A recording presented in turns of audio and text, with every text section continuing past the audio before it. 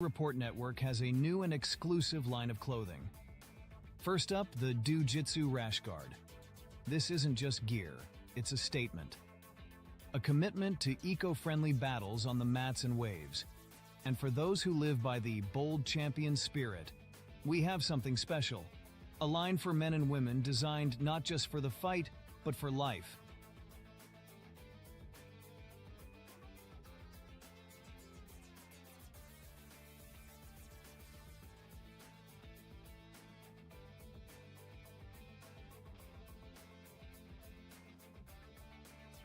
Wear our bold champion spirit of Jiu-Jitsu Rash Guard confidently. Its striking design with golden figures in combat honors the enduring spirit of competition in martial arts. Pair it with our unisex mesh shorts, the perfect combo of style, comfort, and eco-conscious design for the modern warrior. And don't forget, our Jiu-Jitsu Bold Champion Spirit leggings. This attire is expertly engineered to channel the champion spirit in every move you make. Together, it's not just about looking good. It's about feeling the part and living the Jiu-Jitsu way, both on and off the mats.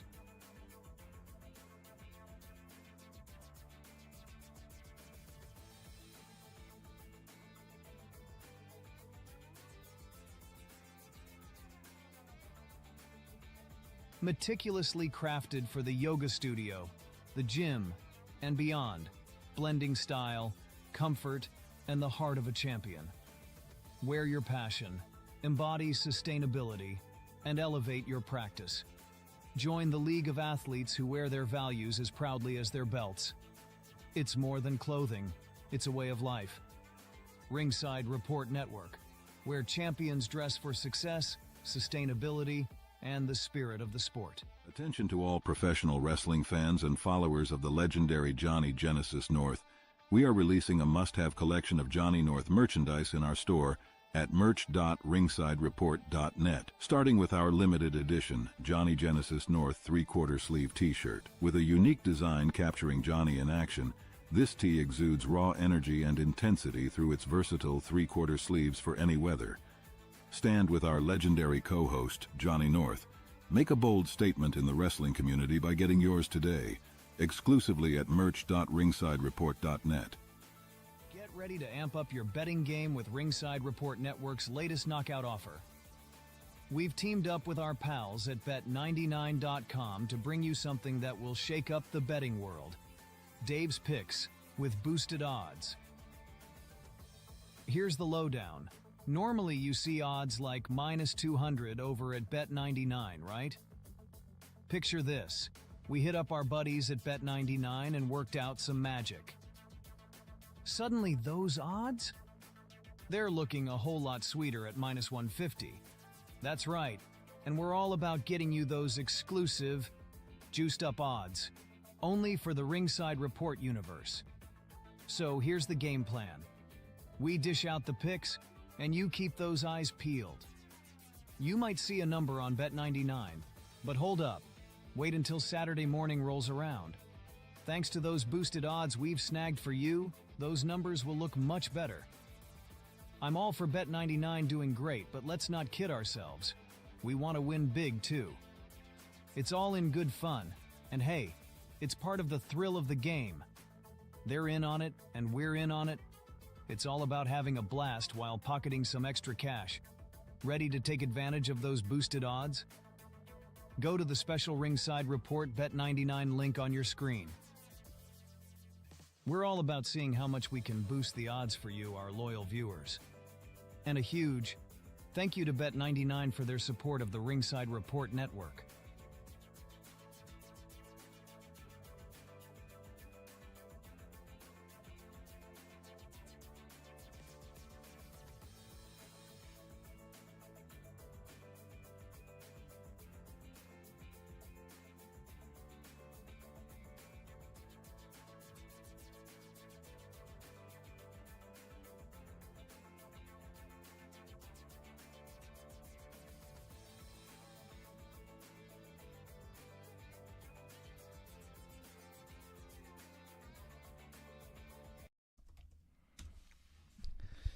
Oh yeah, we are here. We're previewing WWE Backlash, le Backlash en France. Welcome to Wrestling Uncensored. Let's play.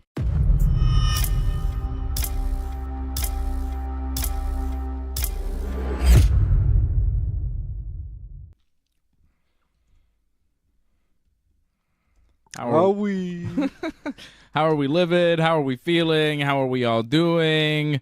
Where is my man Johnny? There he is. Big Johnny North in the house as well. The whole team is here. It's Backlash weekend. We're very excited. I love an afternoon premium live event from the WWE. Nice show for the whole family. WWE Backlash tomorrow in Lyon, France. And we will be live right after Backlash for the Backlash post-show right here on the Ringside Report Network. We're going to be previewing Backlash here tonight. Thank you for joining us. Shout out to everybody in the chat. Chris Dobsey, Ryan Katz, Alex Terrace, CSL Lauren. I see you. I see you all. And we are here. We've got quite a show. My brother is here. He's going to be with me on the Backlash post-show as well. Johnny North is in the house. Johnny, how are you? You feeling good? Not too bad. The bus stops here kind of suck, unfortunately. I'm near Cavendish and Sherbrooke, and female comes up to me and says, "Help me!" This guy's stalking me. So, I look. I'm like, my goodness. I feel like we're getting into a story here. Yeah, I said, "How are you?" And then you start in with business this. Is picking up. What happened? What is this? Is this going to end okay, John? I'm worried about where this is going. It ends fine. I didn't get into a fight. No one got slapped. Don't worry. I didn't turn to Dave and want to hit somebody. There was a stalker. There was a stalker. Was it DDP? Ben, which is really sad. He kind of looked like you a bit, sadly. Oh. But a lot of them do. Hey, you got to cut. You got to cut your hair. That's a problem, brother. It's the beard, really. It's the beard. There's a lot of that. Too shaggy. Aw. Anyways. This girl was trembling. He's shaggy, too dumb. I'm Violent Dave. Too dumb. Oh, we're the too dope. Insane Clown Brothers. Too dumb. You're shaggy, too dumb. I'm Violent Dave. All right. Yeah, mine's better. We could workshop that. All right, sorry, John. Go ahead. You got a good story. So there was a lady who came up to you to recap John's story. There's a lady who came up to you and she said, "Help me! I'm being stalked by a man." Yeah. Okay, and then what did you say? I said, okay. I look to the side, and there's really nobody there. All right. And I just go to the bus stop, and she's trembling right there. Oh, I'm looking around. I don't see anybody. And then in the distance, there's somebody. Kind of looks like Ben, sadly. And he does this thing where he's walking towards me, very slowly, but sees me. Yeah. And then, instead of walking straight, he walks that way instead, and then cuts along the building that's on Sherbrooke and Cavendish. Yeah. Make sure he goes down towards on Sherbrooke, through traffic, walks through traffic, because once he saw me, he kind of changed his whole direction. Whoa. And then just stood in the middle of traffic afterwards. Okay. Oh. So that was fun. And I waited till the girl got on the bus. She thanked me. And that's not the bus stop I was going on. I was going on another bus stop, so I had to go through where that guy was. So I started walking towards this guy, and he started walking away from me, and then he just ran away afterwards. So that was a lot of fun. Nothing happened, but it could have happened. That's weird. That's there's more people, unfortunately. Goodness. It's a weird time, unfortunately. The metro is not a very safe place, and bus stops aren't very safe, sadly, in Montreal. So I guess this guy had been following this woman for some time, and she was terrified. And nobody else was there to help. And there was no one else around? What time of day was this? Oh, this is 10 o'clock in the morning. This was last Sunday, if I'm not mistaken. On a Sunday morning. So there's people around, no? There should be people around that area? I think there's people around, but, most people are on their phones or something, so they don't really pay attention, so... Ugh. A lot of people, they don't want to get involved because they think then, they'll draw the ire of the person, But... Well, let everybody know that we here on the Ringside Report team, some of us may look like stalkers, but we are not stalkers. And we are gentlemen, and we will help you out if you are in trouble, because we are do-gooders, and we do good, and we don't do bad things to anybody. We don't hurt anybody. We don't do bad things. And we like to defend people that are in trouble, because I don't like when people are messing around like that. I really don't like anybody defying orders, and we know how to smash people if we need to, right, John? Johnny knows. Johnny's a big guy, big pro wrestling guy. We all know how to fight. We all know how to do things. So come to us. We are your defenders. We are your peacemakers. And Johnny North is, of course, one of us here on the Ringside Report Network. And that really goes for all of us. AJ, Fred, we're all the same. Good guys who will defend you. So I commend you, Johnny North, and thank you for continuing to keep the peace as a member of the Ringside Report Super Team. Yeah, because that could be a pretty scary area of town. Cavendish and Sherbrooke? Yeah, around Walkley it shouldn't and, be. King Edward. Sherbrooke? Really? I mean, I used to live around there. You used to live a couple blocks from there. Yeah, near Trenton Park. Yeah, it could get a little weird at night. But it's 10 a.m. and 10 a.m. on a Sunday morning. There's a Provigo there. People are shopping. Yeah, it's a strange one. Crazy. It's just sad. I know you have children, Dave, so it's just like, it's sad that, if they grow up and they have to put up with stuff like that. It's like, that's horrible. If anyone has to go through something like that. Yeah. Well, I actually told my son tonight, if his little sister was ever in trouble or anybody did anything bad to his sister, that he had my permission, and also he had an obligation. It's his job to do big violence upon them. Big violence. Big violence. Not just regular violence, big violence. Anybody does something to your little sister, you do big violence upon them. Anybody ever did anything to you, I'm doing big violence upon them. Even to this day, because you're my little brother, somebody does something to you, I'm unleashing big violence upon them. Don't mess with my little brother, and don't mess with my son's little sister, because he'll do big violence upon you. And I'll do big... If anybody does anything bad to my daughter, I'm going to do big violence upon them and their whole family. Yeah. Big violence. You got to. You got to defend the clan, bro. You know what I'm saying? John will do it too. John will join in. Well, I just saw someone in the chat saying the area used to be violent. I mean, I believe someone was killed by the cops around here a couple of years ago, because they're kind of freaking out on the cops, and the cops had no choice but to shoot them. Yeah, I guess. That happened? Cavendish and Sherbrooke, really, I mean, I guess there's like some... Because I grew up in NDG, so I don't know. It never struck me as a particularly dangerous place. Up the street is Benny Park. Benny Park's not scary. I don't know. Seems safe to me. Benny Park is nice. Benny Park is real nice, especially nowadays. It used to be a little rougher. Yeah. It used to be rougher. I remember you'd go to the basketball courts at Benny Park, and it was kind of rough there. The basketball courts, but then they took away basketball courts and they made it a skate park, and I don't think it's as rough. Yeah. But I remember the basketball courts at Benny Park, you would go by and you'd be like, oh, shit. It was serious business. I played basketball there a couple of times, and I was like, oh, man. Serious people hung out at those basketball courts. Anyways, what are we talking about, John? Can we talk about pro wrestling now? I asked you how you were doing, and then we kind of veered off. I said, how you doing? And you're like, bus stops these days, Dave. I'm like, what? You got an editorial. He was ready with something. I saw you on the chat yesterday talking about something. I knew you had ammunition ready, John. I knew you had a story, but I didn't think you were going to come right off the top with it. Right off the top rope with a big story, brother. Well, like I said, I almost got in a fight. Like, we'll see. Like, you and I still haven't gotten in fights yet. We've gotten close in the fights, but I didn't slap anyone, so we're still close. Both of us.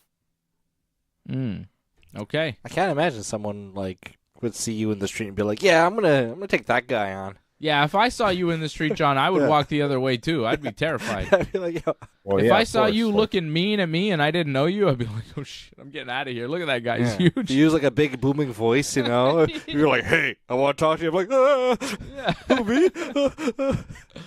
Oh, Johnny. Yeah. John's the best. Johnny he's is a big the guy. Best. Yeah, he's huge. But sensitive. Being tall helps a lot, yeah. Yeah.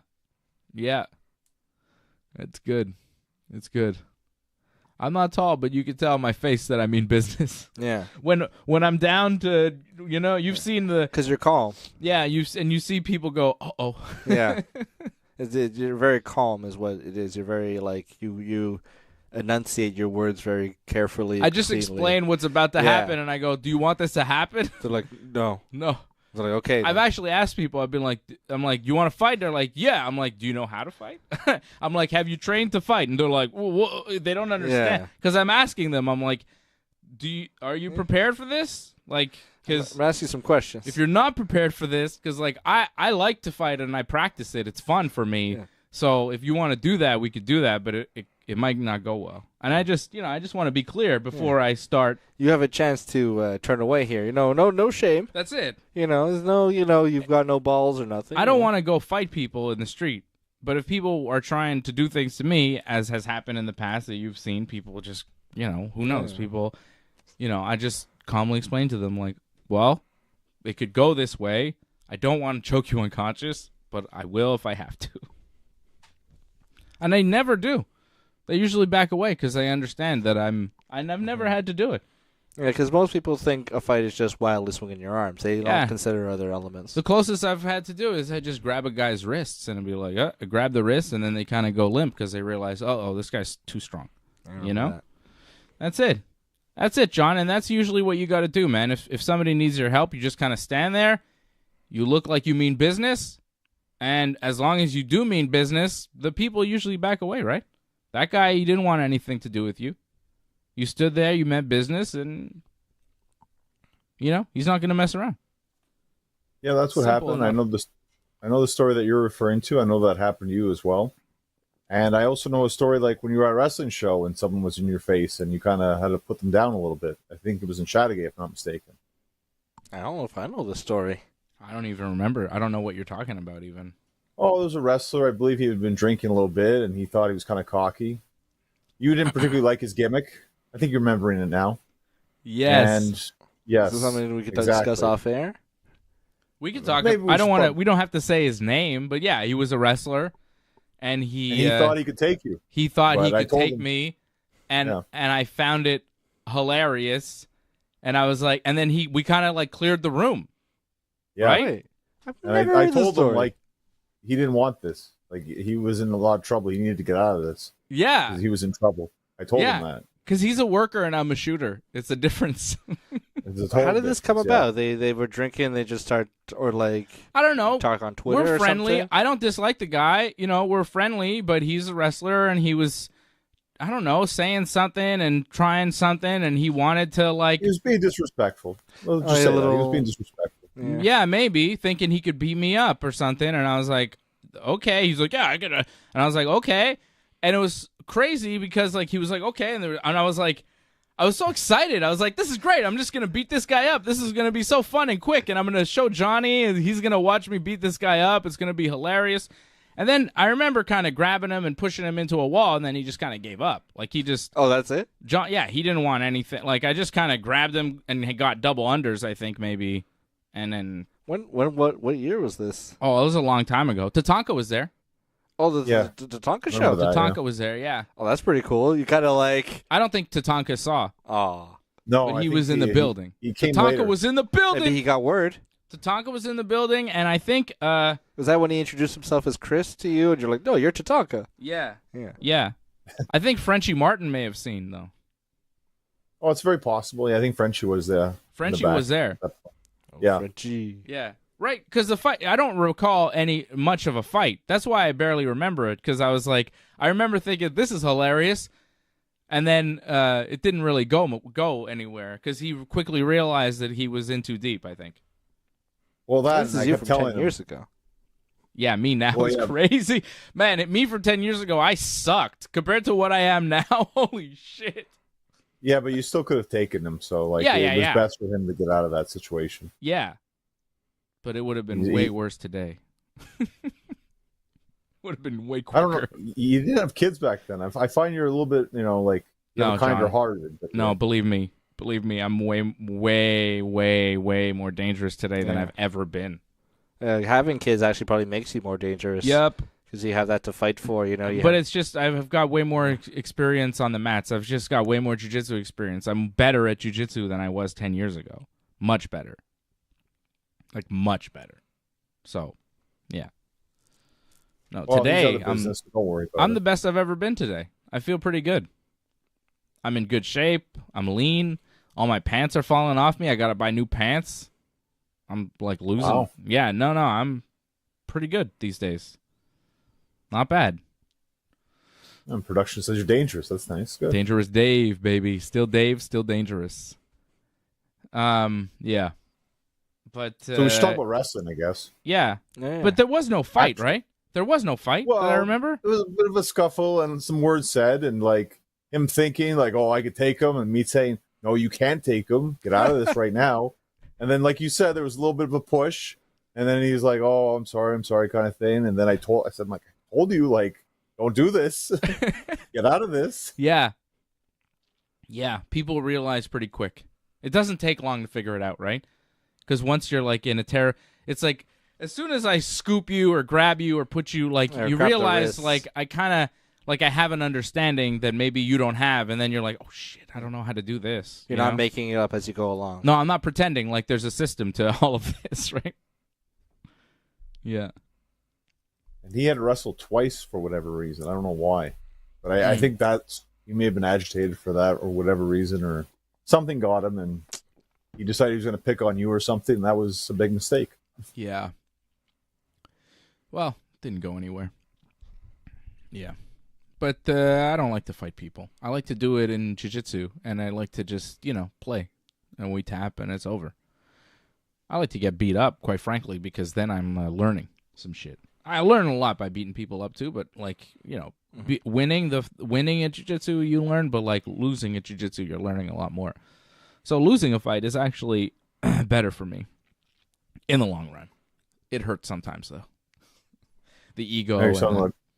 I had a guy today. No, I had a guy this week tell me I put him in a triangle choke, and it was like I wasn't doing anything to him. He's like, "Put me in it." He's a guy from Kyrgyzstan, I think he's from. Ooh.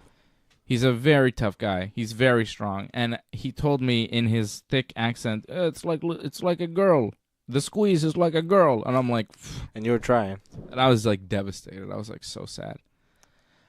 Which is weird because most guys would tap, but he was like, nah. I'm like, what the fuck is happening? You choked Johnny out once with a triangle Yeah, choke. by accident. You did, yeah. It was an I was accident. snoring. I was like, John, tap, and you didn't, and then you fell asleep.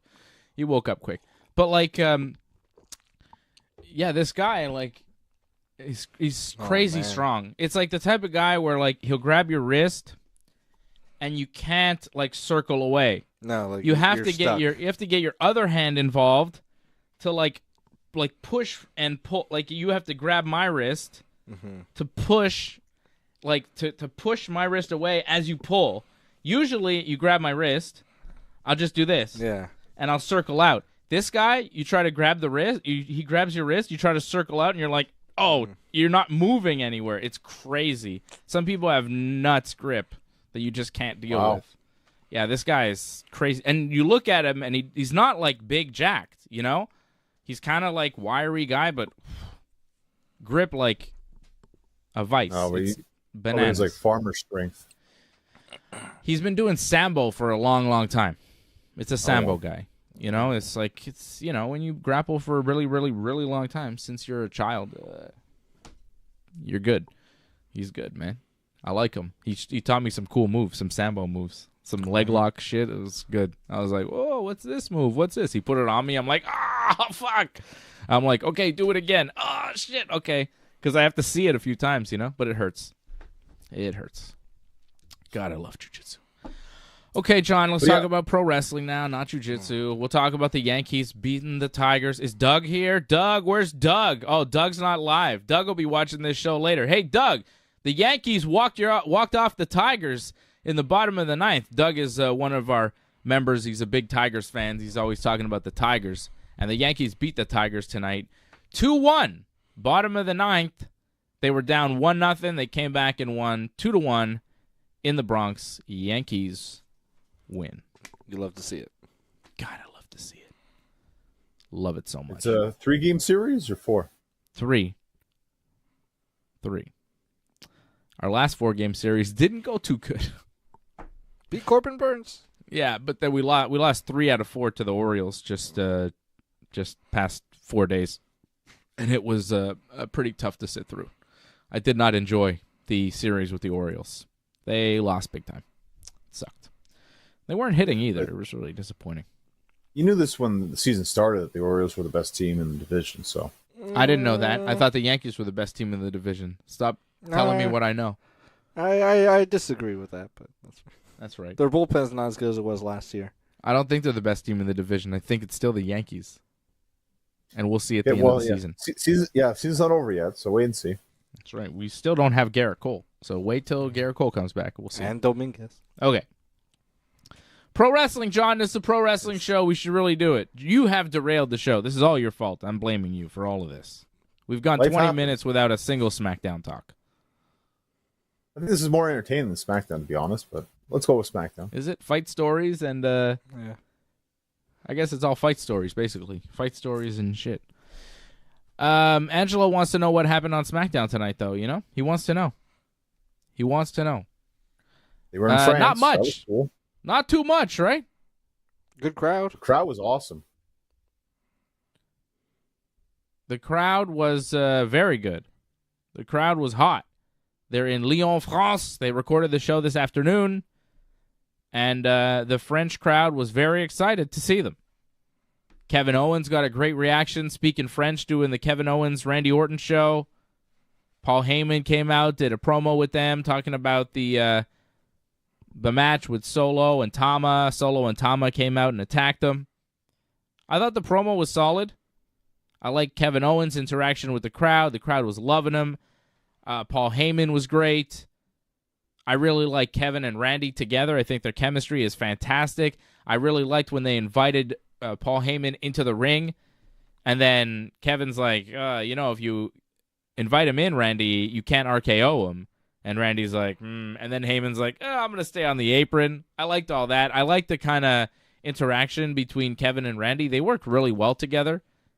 They're very funny, and they work as a tag team, and you can tell there's a mutual respect, which I really appreciate. It's not like when Randy was teaming with Riddle. You know, Riddle was kind of the younger guy, kind of the less established guy, but Kevin is very established. Kevin is a future Hall of Famer. Kevin is a WWE lifer at this point. He's not going anywhere. He's been in the WWE for a very long time. He's a former world champion. I think Randy looks at him as an equal, and Kevin Owens looks at Randy as the legend that he is. And I think there's an admiration and respect between the two that you can really see coming off on the screen. It works very well as a team. I like them together. And they're going to be teaming against Tama Tonga and Solo Sikoa. I'm excited for the match. I think it's going to be very good. And I thought that the promo tonight between Kevin and Randy and the promo between Cody and AJ, both promos I thought were really good. The rest of the show was really uneventful. But the two promos to build up two of the main matches on Backlash tomorrow, I thought they were very good. What do you think of SmackDown? I thought it was all right show. I thought the crowd made the show without question. Because that kind of energy, you don't see that every week. So that was really fantastic to see. Just see them react to everything. Because it feels like in the States, they're kind of used to everything. And they see it every week. And, it's a nice filled arena. But for the most part, they're kind of quiet. With this, they were just excited for everything. I didn't think the 8-woman tag was exciting. But they loved every little bit of it. They ate all of it up. So I thought the crowd was really the best part of the show. And there were still some good parts. I thought the matches were fine. LA Knight against Angel, wasn't the greatest match, but everything was fine for the most part. And I thought the main event was okay too. Street Profits against Waller and Theory. Again, nothing out of the ordinary, but fine, simple. It worked. It was okay. I mean, it was. Exactly. It felt like a house show match. It didn't feel special. I mean, again, just because of the crowd, that's what made it feel special, and the fact that it's on television, you're seeing it. It is a championship match, and you look at potential titles changing. It's not impossible. It could have changed hands here, the tag titles. I didn't think it was going to happen, but I don't see a lot of titles changing hands tomorrow. So, I mean, there was at least a chance of this. I think we'll probably see one title change at least. Well, I think we're all the same on predictions, but we'll get to that soon enough, I'm sure. Yes, we will. I want to get into that pretty soon here. But yeah, the matches just didn't impress me tonight. The wrestling, as far as what we saw in the ring, there wasn't a ton. Theory and Waller beat the Street Profits. I didn't think the Street Profits had a chance in hell of winning. I was pretty disinterested in this match. LA Knight against Angel Garza. I mean, you know where that was going. That was just a showcase match for LA Knight, who then announced he's going to be in King of the Ring, which is taking place on the 25th of this month. We're in May, by the way. Welcome. That's quick. Wow. Yeah, we are the 3rd of May tonight, Johnny North. The AOP beat Dunn and Bate. You know? I don't know. It just didn't do much. It was for all me. right. The crowd made it more special than it was, I thought. Yeah. But as far as the TV match, it just there wasn't anything spectacular as far as the wrestling. Jade Cargill, Bianca Belair, Bayley, and Naomi against Asuka, Kyrie, Dakota, and Tiffy Time. Bianca got the win for her team, getting the KOD on Dakota Kai. There was some interaction with Bayley and Bianca. Bayley tagged herself in. Bianca didn't like it. Bayley was then looking for a tag from Bianca. Bianca was looking like maybe she didn't want to tag Bayley. Jade got back on the apron because everybody had been knocked off the apron except Bianca at the time. And kind of Bayley and Bianca had this moment where Bianca's like, oh, now you want to tag me? But then Jade got on the apron and Jade took the tag. So there's still kind of some friction there. And Bianca says, no matter what happens, I'm going after Bayley. So I feel like there's still something going on there with Bianca and Bayley. And Bianca's not completely over the beef and the history with Bayley. So there was something there. I like that wrinkle in the storyline. It's good because they're both baby faces right now. Bayley's a newly established babyface. Bianca's a long-standing babyface. But here they are as a babyface team, and it's like, no, not all is forgiven. Mm-hmm. There's still some of that, like, well, you were a heel, and we feuded for a really long time, and you did some pretty awful things to me, and I wound up not winning my title back, and EO took the title from me, and now I'm supposed to forgive you because, like, you're a babyface and you're not friends with Damage Control anymore? Like, how is that my problem? I like that Bianca's still pissed at Bayley. Yeah, because they didn't used to do that. Sometimes it'd be like two people be feuding for like 3 months and then like 6 months later they're a tag team. Exactly. But, and they wouldn't really give you much of an explanation as to why they were a tag team. Yeah. So now they're like, no, there's a history here. We're not going to forget about this. We're going to remember the past. And yeah, they'll team together because Jade and Naomi have kind of convinced Bianca that Bayley's cool now, but she's not really believing it. It's very similar to what Drew McIntyre was doing with Jey Uso when Jey Uso came onto Raw. All the babyfaces were like, no, Jay's cool now. He's not with the Bloodline anymore. Forget about all that. And Drew was like, him and the Bloodline did some pretty awful things to me here. I'm not so happy with these guys. Our lives a living hell. That's Why are we supposed to just welcome them with open arms? That's it. Like, he screwed me over the title at the Clash at the Castle. I'm supposed to just forget that? Like, I like that continued, and it's a similar thing here, which I feel like is more of a Triple H thing, and Vince would have a short memory. Yeah. And honestly, it may be because Vince McMahon has a short memory. Like the man, And probably did not like to be reminded. Like, actually, Vince, these two feuded. Shut up, pal. You're fired. Oh, God. Nerd. Oh, my God. You actually watched this? I gotta take a shit. Where's Tiffany Strait? All right. You know what I mean? I like that. I like that they've got some memory now in WWE. It's a change. I mean, I like it better for that, yes, of course. But, I mean, there's still inconsistencies in a lot of stories, though, without question. And now, like, the whole thing with Carlito that's going on. Like, how he turns in the LWO but gets drafted with the LWO and then gets attacked by the LWO, but yet it's still with them. Like, what the heck's going on? Why did they kill that guy? I thought he was with them. That was the other guy.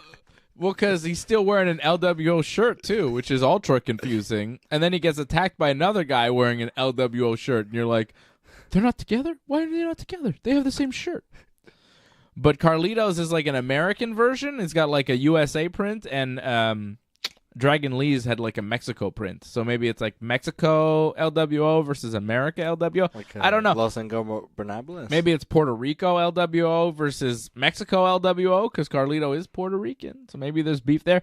But I think the thing is with Carlito, if I'm understanding correctly, is that he feels disrespected by the LWO, but he still wants to be with them. Like, he just feels like Ray was kind of mean to him and should have picked him, but was picking outside of the LWO, and he's really the LWO, and he's the heart and soul, and they should all be with him and turn on Ray, because Ray's been leading them poorly, I think. And Dragon Lee's like, no, I love you, Ray. Ray's so cool. But I think maybe in the end, Carlito will get Joaquin Wilde and Cruz del Toro and maybe even Zelina. I feel like that's kind of where they're headed, and Ray and Dragon will stay together for a time. I don't know, but it's a, you know, they're infighting within the LWO. That's what's happening. Civil War. I'm not so confused by it. It makes sense. Well, why did one of them have like their arms in a sling? Like, what happened with that? Like, just randomly, all my arms in a sling and not explained whatsoever. At least with Dom, they kind of explained it, sort of. Yeah. Well, one of the LWO guys has his arm in a sling. Is it Wild or Del Toro? I think it's Wild. He's Filipino, though, isn't he? Okay, so Well, he's not Spanish. That's not Latin America. That's not Latin America, man. He's Asian. I mean, I don't like the rules of this LWO, Bro. like, Wait, Joaquin Wilde, right? Joaquin Wilde. I think he's Filipino. I don't think he's like L at all. I'm pretty sure. Yeah, I'm pretty sure he's Filipino. Oh, he was DJ Zima? yeah, and Zima TNA, right? Ion? Yeah, he was Zima Ion, Really? right? Yeah, Oh, Zima Ion. From TNA Wrestling. Yeah, the hairspray? have the Eureka moment of the show here. Like, yes, Oh, man. I didn't realize he was Zima Ion either until just now. Joaquin Wilde is Zima Ion, DJ Z. I remember him. It wasn't he wasn't my favorite, but Yeah, I like Walking Wild more, I think. I don't know if I like Joaquin Wilde more. Joaquin Wilde is basically just a man. Michael Paris is his real name, but I believe like he has no Spanish background at all. But he's in the LWO. They just stuck him in there. I think Cruz del Toro is like from, you know? Pretty cool name. Yeah, his name is Raul Mendoza. He's from Mexico. Mendoza! He's born in Mexico. Cruz del Toro. It's one Filipino guy and a bunch of Mexicans in the LWO. And a couple Puerto Ricans, too. Okay. Okay. I'm reloading. So, Backlash. Oh, can we talk about the horrible start Raw had? Like, that was pretty bad. Like, I know, like, you put over Liv Morgan as a good wrestler, but oof, it was a really bad showing for her on Raw this week. What was the match again? It was Liv Morgan against Niles Jax you're talking about? Or the promo? I thought the promo with Becky was actually not terrible. Whoa. I don't know if we saw the same thing, obviously, I guess. Like, I thought it was pretty horrendous. I mean, it wasn't great. It was better. I thought for Liv Morgan it was okay. But this is just... But didn't I say that last week? That the only reason that Liv Morgan isn't a huge star in pro wrestling is because she can't talk at all? And then they put her on the mic, and I watched Raw, and I was like, maybe I was too harsh on her. She's not so bad. She didn't get all verklempt? But I guess, I mean, it wasn't great, John. But, like, no, she didn't sound like she was about to cry. Yeah, that's like, she cut a promo for the first time in a long time where I was like, oh, she's got her big girl voice on. She doesn't sound like she's like, like she was a little mean and aggressive, and I thought it was okay. I thought it was one of her better promos for Liv Morgan. I don't know where you're supposed to, supposed to get there with a Liv Morgan promo. I thought Becky was good. Becky is a solid champion. Like, she writes the ship in that division. You've got all these people around, and you're trying to make stars, and you're trying to make sense of it, and there's Becky Lynch just standing there looking like a champion, acting like a champion, talking like a champion, dressing like one, wrestling like one. She's when you see her next to everybody else, you go, fuck, Becky's really good. It's like everybody else is a wrestler. They're all trying. They're all pretty good. They're all fine. Like, none of them are bad. If they were really bad, they wouldn't be in WWE. I mean, some of them are not great, but none of them are like, oh my God, this is the worst wrestler I've ever seen in my life, right? Like, even Nia Jax, she sucks, but she's whatever. I've seen worse. She's passable, and if you saw her on an indie show, you'd be like, damn, who's this? She's got a look. She's huge. She can, you know what I mean? Like, there's something to everybody. But Becky, among those people, just stands above. And it's just nice to see that the WWE recognized that. And when it came time to take the title off Rhea, because Rhea was hurt, they went right to Becky. And they're like, yep, this is solid. And I'm happy with it because Becky on Raw makes sense to me. I like to see her as a champion. I'm a big fan of Becky's. She's solid. Mm-hmm. She knows what she's doing. She's a pro. She's a pro's pro. She's seasoned. She's a veteran. She can get you to where you need to go. So I'm a huge fan. With you. Huge fan. Completely agree with you. I think Becky, she's at the cornerstone of Raw right now. Like, you need someone like that to help carry the show, and she can do that promo-wise and match-wise. Liv, to me, it showed like she's not it. Like, I felt in her promo, she was either too nervous or saying it too fast. Like, she wasn't pronouncing her words correctly. It came off kind of like she was fumbling her words a little bit. And again, her voice, man, is it annoying to listen to.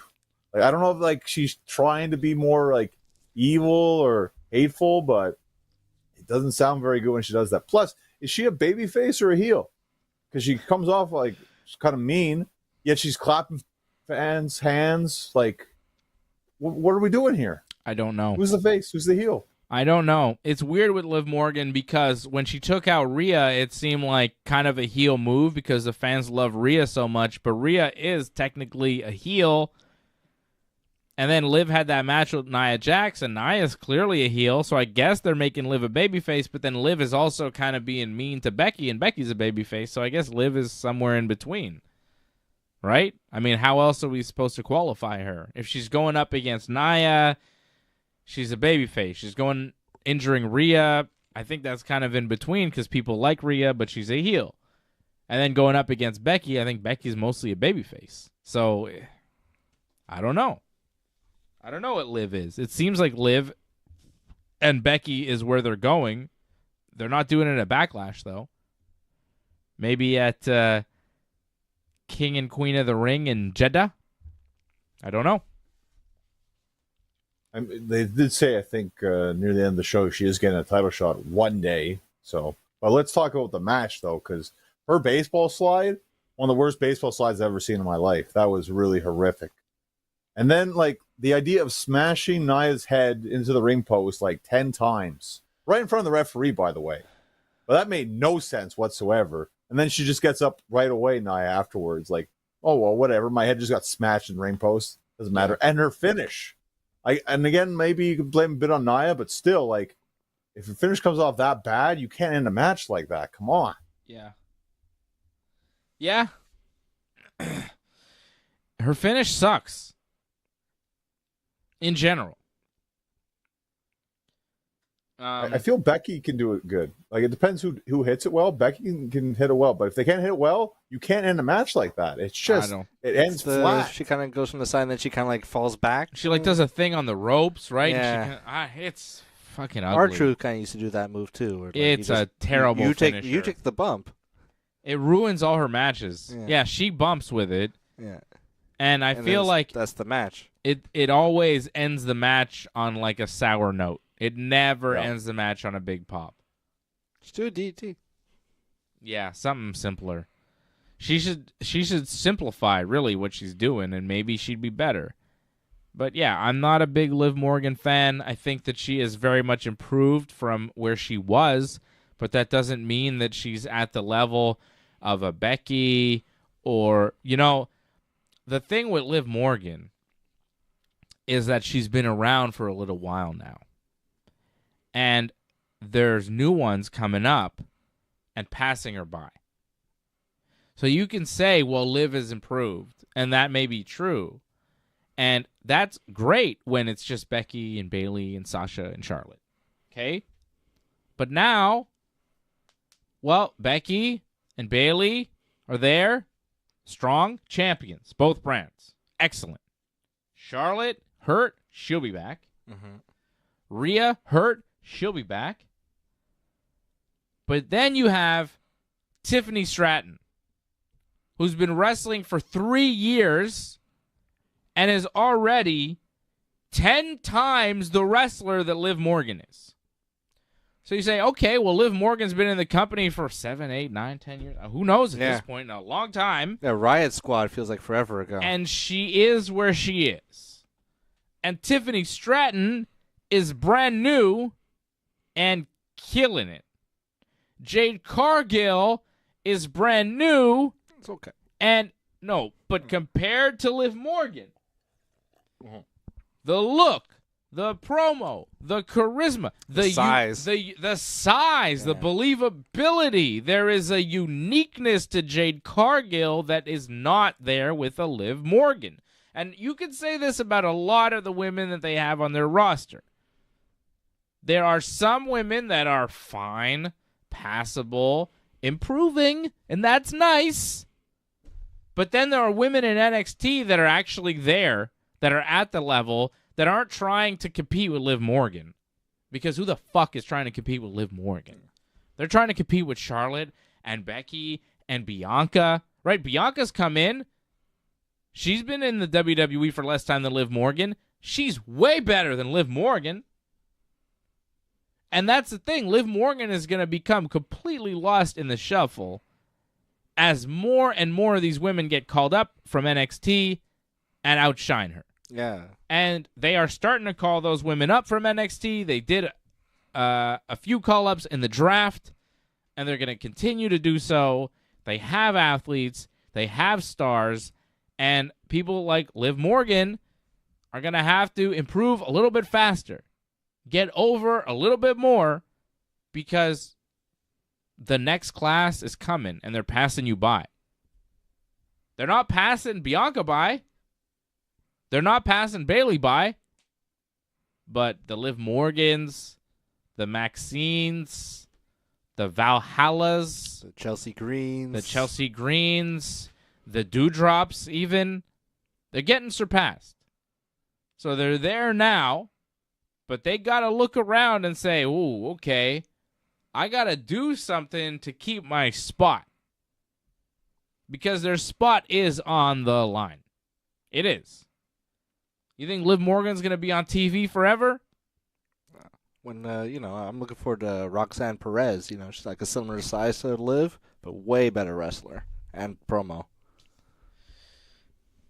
And they called up a couple of them, and I don't know anything about them, but we'll see. Lyra Valkyra is pretty good. Yeah. She's got some strength. Yeah. And then you got people like, what's her name? Who's the little one with Shayna? Sherry Niles. Ivy Nile? Sherry Niles. Her. Ivy Nile, right? Come on. Or Julia, who's like in Japan. She's I think gonna be on she's NXT soon, I think. Is she going to be in NXT? I think. Jeez. She's supposed to be like a real This is deal. what I'm saying. You got Kairi Sane, you got Io Sky, you got Asuka, you got a whole crew of wrestlers all over the place, all over the roster. So, the fact that we're still watching people like Liv Morgan, I really don't think it's going to be a thing that'll last very long. Because it's going to become apparent, I think, pretty soon that she's just not good enough to roll with everybody else here. She's improved from what she was, but she was really bad, and now she's just bad. She's not great. She's no Tiffy Time. Tiffy Time comes in, you go, holy shit.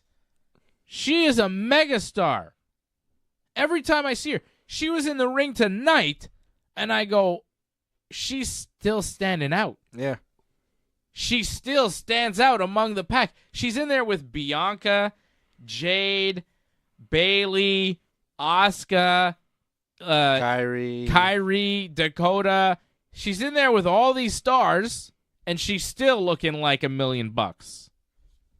Like, it's very impressive to see how far she's come in such a short amount of time. Jade Cargill is a megastar. Bianca Belair is a megastar. Asuka is a fucking legend. Kyrie, Io, big stars. Dakota is all right. She's doing her part. She's good. Yeah. But she's about the level of a Liv Morgan, and that's fine. You could be at that level, but you're not going to be the world champion, and you shouldn't be cutting promos on Raw to start off the show. Shouldn't happen. So we start the show with that promo, and then we go right to draft picks. So it's like, what, half an hour? Like, no wrestling. I think we got Gunther versus Xavier, which was a pretty good match, but I think that took at least 30 minutes to get to because we had Stephanie come out, right? Stephanie, who, by the way, it's just Stephanie McMahon, no title, no nothing. Just Stephanie comes out, announces the draft picks. I don't know what you thought about that.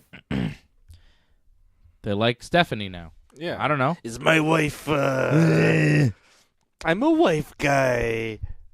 I don't know. I love my wife. I don't have much thoughts. I would never do weird things with other women other than my wife. All right. Take it easy there, Hunter. I don't have a lot of thoughts about Stephanie other than it makes sense to see her in WWE. She's a McMahon. It's kind of comforting to see her. I like it. It feels good. It feels right. She's the McMahon that you can accept seeing. I'd like to see Linda and Shane on TV too, honestly. It's nice to see them once in a while. Just to let you know, like, oh, okay. It's still the WWE.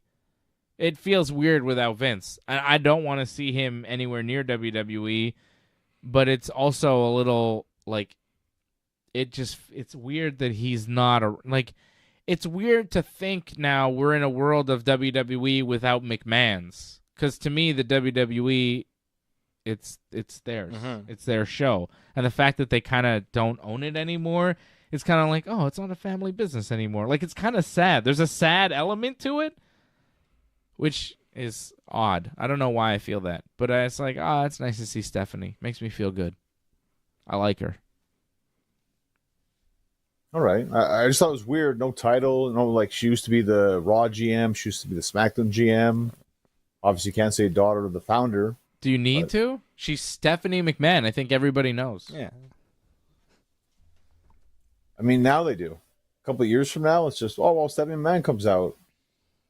I can see newer fans being like, okay, who? Like, the McMahon family, eventually, it's going to be like, that's ancient history. There's a lot of Triple H's there. Yeah, Triple H will keep it alive. Well, he can't really keep it alive because you got to kind of... That's the thing, too. They have to ignore the legacy and the impact of Vince McMahon on the WWE, which is kind of hard to do. Yeah. It's a lot of tiptoeing. But they do have to kind of ignore it now for the immediate future, which is difficult. I think basically until he dies. And even after he dies, we'll see. Yeah. But I think until he dies, they're going to have to ignore that he was the guy who ran the show forever, and he created it, and he was kind of... pretty damn important in the history of pro wrestling. We have to forget that he exists, which is odd. It's always odd. The draft was terrible. Nothing really happened. No shakeups. Nothing. I think maybe, Braun Strowman came back on Raw. He's on Raw. Are you excited to see the monster among men back? I mean, he's a star. I think it's nice to see Braun back. I thought he was going to be part of this new Wyatt family revival thing that they're doing, but I guess not. Or maybe he is, and this is just the beginning. What do you think of the return of Braun? We could talk about that because that another questionable moment on Raw where did Raw not start off with Logan Paul coming out? Yeah. With Patrick Mahomes? Yeah. Which made no sense. Like one of your biggest heels. Yeah. With like the biggest hero in Kansas City where you're in. Yep. Mm-hmm. Like I didn't get that. And then Patrick Mahomes tries to help him cheat afterwards. Like, what? Like, I didn't get this. And then you have Braun go face to face with him, and it's like, again, who are the faces? Who are the heels here? Don't know. I don't get it. Don't know. Yeah, I didn't get that at all. Yeah, I think, honestly, it was just like, let's do something with Patrick Mahomes, and this was the best they could come up with. I think maybe, does he have a deal with Prime, maybe? Oh, I don't know. I I think wouldn't be surprised. I think he's like maybe sponsored by Prime, so they had to tie in Logan Paul because Logan's paying them so much money, and they have to get that together. And maybe Logan is the one facilitating Patrick Mahomes coming to Raw, which is a big deal, right? Yeah. So say that's the case, Patrick has to be associated with Logan because that's what they want to do, and they get to do what they want to do. I can't imagine any other scenario or any other reason, really, as to why they played it out the way they did. Because you're right. Patrick Mahomes, the quarterback of the Kansas City Chiefs, is such a hero for the Kansas City Chiefs that I don't watch football, and even I know who he is and what he means for that team. I don't know shit about football. You know what the one game of the year I watch is? The Super Bowl. And he's always in it, and he always wins. He's like the new Tom Brady. He's created a dynasty in Kansas City, so much so that I know who he is, and I don't watch football at all. Ask me the quarterback of any other team. I couldn't tell you. I couldn't tell you. Baltimore? I have no idea. Yeah. Is it Joe Flacco? He was the quarterback somewhere last year, I think. He used to be the quarterback in Baltimore, right? Yeah. Lamar Jackson. No. You Don't were the know. one who quoted that football was fake, and I remember that got quite a reaction. when you said Wrestling that. is real. Football is fake. Because I told you Yeah. that the Chiefs would win, and it was rigged, and they would 100% win, and I think they were underdogs, and I bet on them to win again, and they won again because they always win. It was kind of like a come-from-behind fashion. Too. Wrestling is real. Football is fake. The Chiefs were meant to win. It's all fake, bro. Taylor Swift, Patrick Mahomes, it's all built for them. It's all fake. I don't watch football, but I could tell you who wins the Super Bowl every year. How do I do that? How do I do that? Because it's a work. Because I'm seeing the story, and it's basically how the story, plays out, is how the story plays out. That's what it seems like to me. I don't think football's actually fake. I just like to joke around. I'm just kidding. It's a joke. But it does seem a little like, I don't think it's fake. I think there's probably some shady business going on, maybe with the refereeing or something, I think in every sport there's some checks and balances that don't quite go. Yeah. Every sport has their issues. Under the table, gambling issues, fixing. It's happening Pressure from the league to not penalize stars and not let stars get hurt, if like someone attacks a star. Yeah, there's all this stuff happening in pro sports, and just because you're not hearing about it doesn't mean it's not happening. I've heard these stories. Like, I worked in sports media for a long time, right? So, like, you would hear stories, but you can't go on the air and say these things because, unless you source it properly, unless people are going to really confirm that it's happening, they'll sue you. So you could hear the story and be like, damn, I wonder what's to that. But there's a certain amount of digging you can do, and it's like, all right. But there's dirty stories about everything in every sport. Like, I've heard a lot of weird stories that never go out in the out there because people PR exists people for don't a want to reason, know. A lot of times people don't want to know, right? Yeah. A lot of Like your in this favorite heroes. city, right? It's Montreal, right? So the Canadians, right? And if you're a Montreal Canadian, you're going to get away with a lot. Believe me, I've heard a lot of stories throughout the years about Montreal Canadiens players and what they do on Saint Laurent Street. You know what I'm saying? Like what they're doing after hours. You hear the stories and you hear, oh man, that's kind of messed up. I can't believe he did that. How did he get away with that? Well, because he plays for the Canadians. Yeah. And people are going to look the other way, and you're not going to go on the air and say these things because then the Canadians are going to be mad, and this guy's no gonna more access. Maybe no more access. Especially in this town, if you lose access to the Canadians, like you can't go too hard on the Canadians because if you lose access to them as like a sports media guy, you got access to nothing because like they're the only game in town, and they know it, and they use that power, right? Yeah. So, you hear stories, and there's always something going on. So, is football fake? No. Is wrestling real? Yes. Obviously. Everybody knows that, John. Pro wrestling is the realest shit on earth. But the draft is fake. The draft is mad fake because it's all WWE. just moving one wrestler to another show. And for the most part, they don't even move anybody to another show. All the rosters seem basically the same. They called up a few people from NXT, but not much. They moved Giovanni Vinci to SmackDown, and they kept the rest of Imperium on Raw. So they beat him up, and then they leave him solo on SmackDown. He was not on the show tonight, which doesn't surprise me. I feel like he's going to be future endeavored pretty soon. Oh. I mean, that was not good. When I saw him drafted to SmackDown, I was like, ooh. They didn't even have a match with him and Kaiser. They just kind of let him get beat down and then draft him away. Rough. His future doesn't seem so bright. Well, to be honest, when they beat him down, I thought that was him getting future endeavored. I didn't think he'd get drafted at all. So the fact that he got drafted, they have some sort of belief in him to try something with him. So they'll give him a shot. We'll see what happens with that. But whoever picked these picks, by the way, the order, again, like, who like, what are they thinking? Like, the picks didn't make any sense. Again, like, who was the first pick for Raw? Like, it didn't make like, Punk should have been first. Like, the fact that Punk wasn't right away was ridiculous. Wasn't Carmelo Hayes like one of the top picks? That's SmackDown. But yeah. Still. Yeah, doesn't make sense. That was a different night too. But again, the night, like, no one in the right mind would have ever picked these picks the way they picked them. Like, they're just trying to appease people and be like, oh, these people are going to be great and all this. Like, we think they're amazing. I think Jay got picked first on SmackDown. And that's not a big deal. But on Raw, it's like, Punk has to be number one. I mean, you could tell by the reaction when he came out, he's the biggest star they have right now. But he wasn't picked first. Didn't make sense. Round one, Raw selected Imperium. SmackDown selected Jade Cargill. Then Raw selected Damage Control. So Damage Control go into Raw, which is kind of big news. Io, Asuka, Kyrie, and Dakota all move into Raw now. SmackDown retains Kevin Owens. So there was one move in the first round. Second round, CM Punk drafted first to Raw. But, I mean, yeah, second round, CM Punk. They drafted Damage Control over Punk. He is injury prone. He is injury prone. There's not a lot of shelf life in it. Sometimes your draft stock drops, when you're not sure if you're going to be able to play the whole way. It was very nice to see Punk on Raw, though, because it reminded me that he still is a WWE superstar. I was like, oh, yeah, he wrestles for them now. That's cool.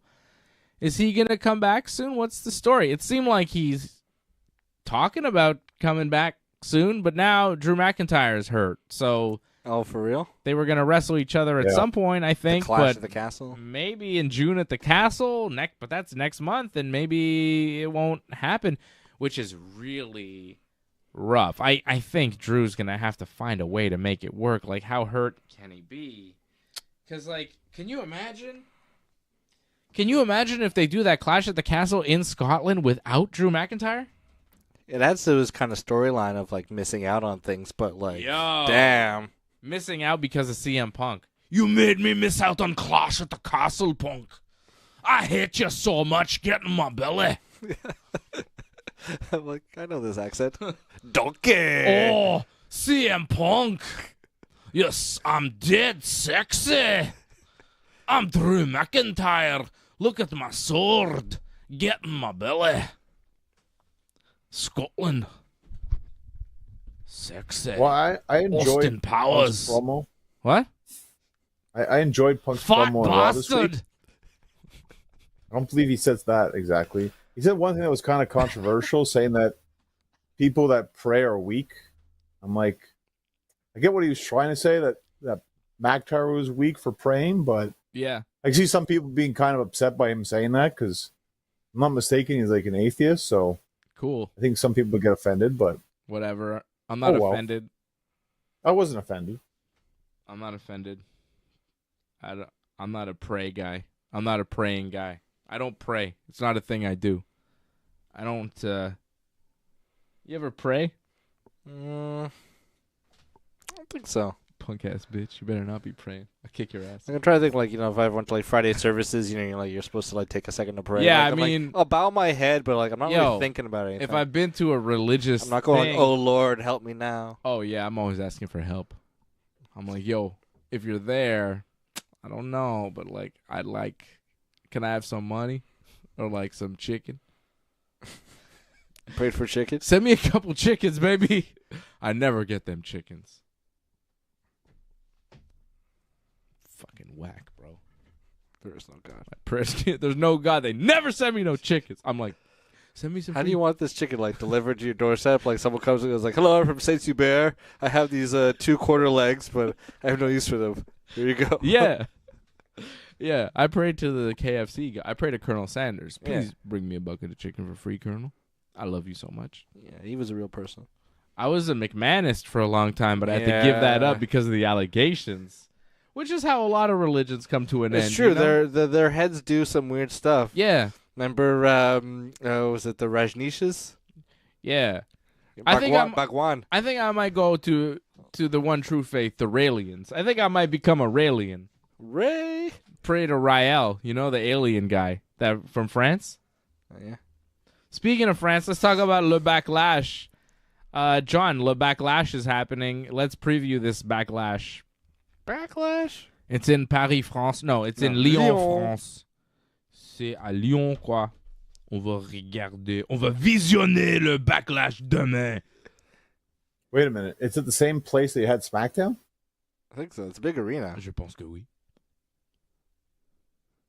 I don't think it's going to be a soccer sure you stadium. could check that out. Et pourquoi pas, Johnny? I think they said 15,000, right? So, Yeah. I mean, I think they had close that tonight, if not pretty much that. And there's only, what, 90,000 demain au stade de foot Okay, they're doing it. pour le Backlash. No, I'm joking. I just Oh. made that up. 'Cause I'm sure they speaking got a French. big stadium. I'm sure half the people watching are like, what's Dave saying right now? But I know a lot of people understand French, so sometimes I speak French on the show. Quand c'est le Backlash, il faut parler en français. Et un bon français de France, quoi. Putain. Putain de merde. Va te faire foutre, mec. Mec. Go fuck yourself, my good friend. Yo, they love saying mec out there. Yeah. Ah, le mec. McDo. You know what I had at a French McDonald's? Onion rings. Dog, are they good? Yeah. Oh. French McDonald's, they got beer there. Les rondelles d'oignon de McDonald's sont fantastiques. Oh, what's the song? Oh, yeah, phenomenal. What was that? Every time they said phenomenal in the promo with Cody and AJ, the French crowd started singing like a soccer chant. Football chant, yeah. Yeah, we looked it up. It was pretty dope.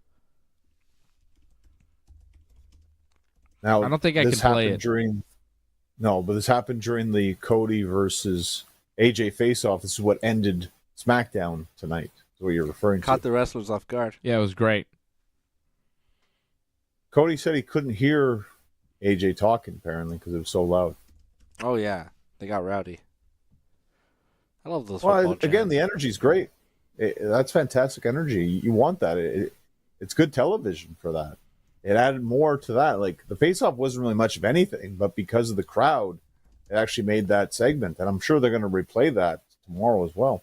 I also like that the fans seemed predominantly French. It wasn't just like a bunch of British fans flew in and like took over the proceedings. It was like French chants and like it was it's good for the market, probably the idea of like French fans are like, like snooty or whatever, like whatever general idea.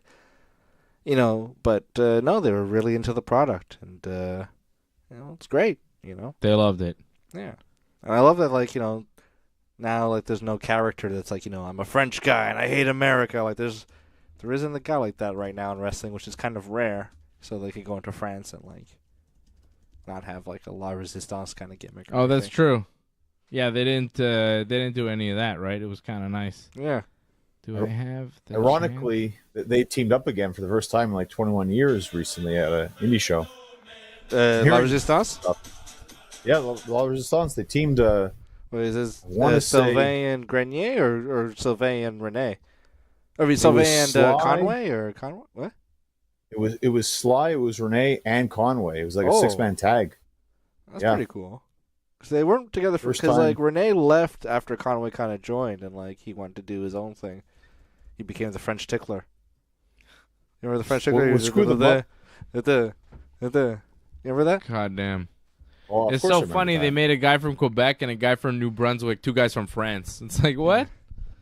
They speak French, but it's like if they made Kevin and Sammy 2 guys from France. Right? Yeah. It'd be ridiculous. That would have Yeah, been it'd be Kevin's kinda gimmick back in the day. Yeah, they would have done that, right? They would have. But that's what Pat wanted, so they listened to Pat. Yeah. But then they made La Resistance a Quebec tag team. Like when they won the titles here, they were like Quebec guys. Like, Yeah, pretty much. they were like Quebec think that was with sympathizers. I think Conway. with France, that was their gimmick. I want to say it was Sly and Conway when they won. Yeah, it that was here, Lion if I'm not Conway. mistaken. And Conway was the American defector. Yeah, Yeah. Yes, Rob? indeed. Rob Conway once beat Ric Flair clean in a match. Okay, can we do Just look at Backlash here, guys? Why are we talking about La Resistance, man? Shut up about La Resistance. Il est vraiment phénoménal.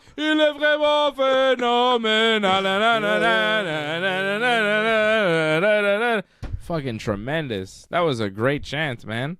Every time AJ's like, and I'm phenomenal. And the whole crowd jumps up. Il est vraiment phénoménal. Fucking tremendous, man. Yeah, I loved great it. energy. I loved it. So I'm sure Cody they're gonna Rhodes and get AJ most of the Styles. Huh? What? I think during most of their match, they're pretty much just gonna be chanting that. I imagine. Yeah, it'll Oh, be fun. yeah. I think the match is going to be awesome. Cody and AJ, 2 top-level professional wrestlers. AJ Styles, just great. I really liked what they were saying to each other. I liked AJ saying, you made your way to the top of WWE, but you had all sorts of help. I made my way to the top. I did it all by myself.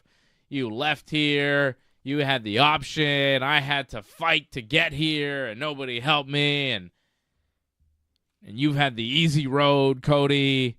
And then Cody's like, I respect you, and our match is going to be too sweet. And he's kind of, talking about their shared past in the Bullet Club and how they've been around. And he goes to too sweet AJ, and then AJ just slaps him and leaves the ring. I thought the promo was good. I think the match will be good. I feel like this is the first of a couple, at least. I don't think this will be one and done. Right? I think Cody Saudi wins. Arabia is- Cody obviously wins, but I think we'll do another one. Maybe at King and Queen of the Ring in Jeddah.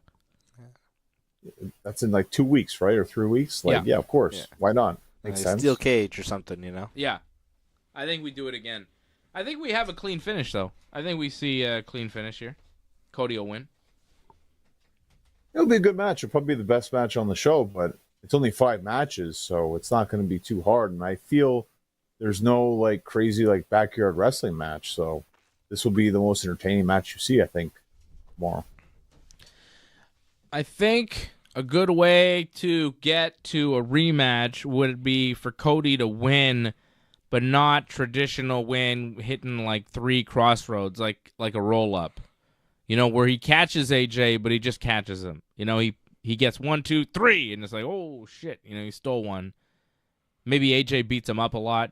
Cody kind of looks weak. AJ looks strong, but Cody steals a win, and then you go, oh, something like that. Because you got to find a reason to make the rematch, right? And I don't want to see it where Cody just beats him, and then AJ, like, attacks him on SmackDown, and Cody's mad, so let's do it again. Because then it's like, well, Cody just beat him. He beat him clean. He hit 3 crossroads, and it was 1, 2, 3, middle of the ring. Why should I believe that the next match will be any different? But if AJ looks strong and AJ almost beats him, but then Cody just kind of steals one, it's like, oh, okay, Cody can beat him, but can he do that again? I think that's the story to tell here, and I think that they're good enough wrestlers to do it, obviously. And I'd like to see that, because I think we'll probably do the rematch, but I don't want to see it be Cody wins and then AJ attacks him because he wants revenge, and I could see because that's tired, man. That's like a tired story that I don't need to see again. I could see like Cody, gets hit with the forearm, and you think he's out, but like his foot's under the rope, and AJ thinks he won. The refs explain to him, and while AJ's upset, he gets rolled up. And then, if the next match, say, is in a steel cage, no rope breaks. Yeah, something like that, where it's like, okay, Cody beat him because AJ made a mistake. Yeah, he got a little too angry. I want to see AJ Styles make a mistake and Cody beat him, but I don't want to see Cody hit the crossroads and pin him in the middle of the ring. Because then, if you do a rematch off that, it's really hard to sell. Yeah. So I think Cody wins, but I think Cody wins, in a different way. Well, I mean, right now you're just debating the booking of the match, really. You're not debating like how good the wrestling would be. I think the wrestling would be top notch. I mean, you have two of the best wrestlers in the world right here. Mm-hmm. It's gonna be a great wrestling match. How they book it, that's not really in their hands in a sense. They're pretty much told this is what you guys have to do, kind of thing. So, I think it would be better, like you say, give like an AJ a reason, like, oh, like you got close, but I don't think you can do that again, kind of thing. That makes sense. Also, maybe put under the rope. That's good too, but it is Cody's first title defense. So I think they might feel like Cody needs at least pretty much a clean win. And it's like you could do that whole like, oh, you got lucky kind of thing. I like that. But I could also see them do the 3 crossroad thing because they've done that before in the past where it's like, oh, well, we're just going to have a rematch. That's just the way they do it, sadly. Yeah, but that sucks the butt. Sucks the butt of course. Big time. I don't like it. Well, I wouldn't be surprised. Sucks the butt with extra farts. It's terrible. I hate it. LA Knight is not on this pay-per-view, unfortunately. He'll be on the next one. Do you think he becomes King of the Ring? I mean, there's a bunch of people that have said they're going to be in it. Do we have the whole list right now? Or no? Nah, well, forget King of the Ring. We'll get there when we get there. Let's stick to Backlash. I don't know why I even talked about that. Damian Priest defending the World Heavyweight title against Jey Uso. I don't think the major titles are changing. Cody's going to defend the WWE title. He'll beat AJ and hold on to it. And I think Damian Priest is obviously going to hold on to the World Heavyweight title. This is the first defense for Priest, first defense for Cody. They're going to win.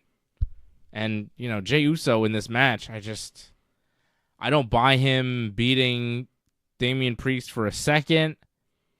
And I'm really not so interested in this match. I don't think it's going to be that good. I think the build has been really weak. I think both guys have showed in the build to this that they're mid-carders. It's not main event Jey Uso. It's not main event Damian Priest. These are mid-card guys. They're not the main champion. They're not headlining this show.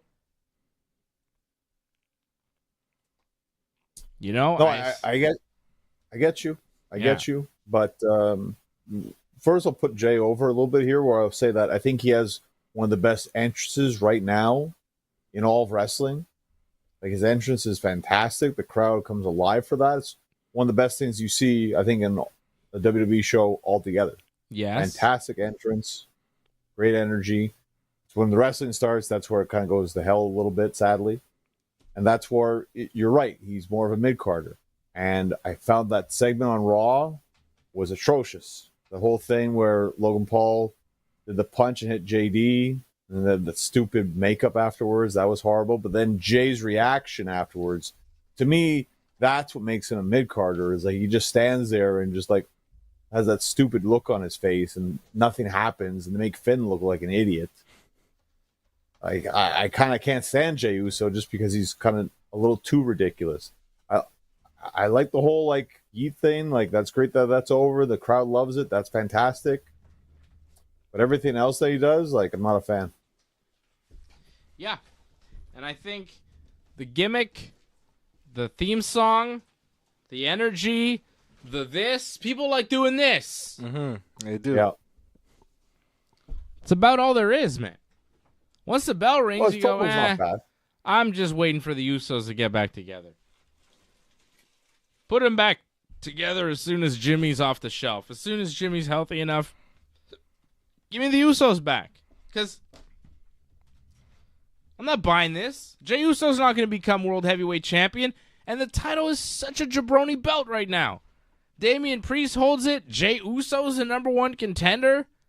Who's next? R-Truth? Mm-hmm. Like, really? It could be. Dominic Mysterio going to be champion next? Like, what is this? It's a very mid championship. And it's a bum match on a bum card. Like, come on, man. Actually, the card's not so bad. But this match, I think, is the one I'm looking forward to the least. And it's the main title on Raw. Supposed to be anyways. Sami Zayn's got the main title on Raw, the Intercontinental title. Sami Zayn, Chad Gable, the Bronson Reed thing, all of that is far more compelling than what Damian Priest and Jey Uso are doing. Sami Zayn has made the Intercontinental Championship more important than the World Heavyweight title on Raw. That's saying a lot. I don't know if that's saying something for Sami Zayn or saying something about Damian Priest and Jey Uso and what they're doing. Because, like, Sami Zayn and Chad Gable, that story, I'm invested. That's a good one. They got something there.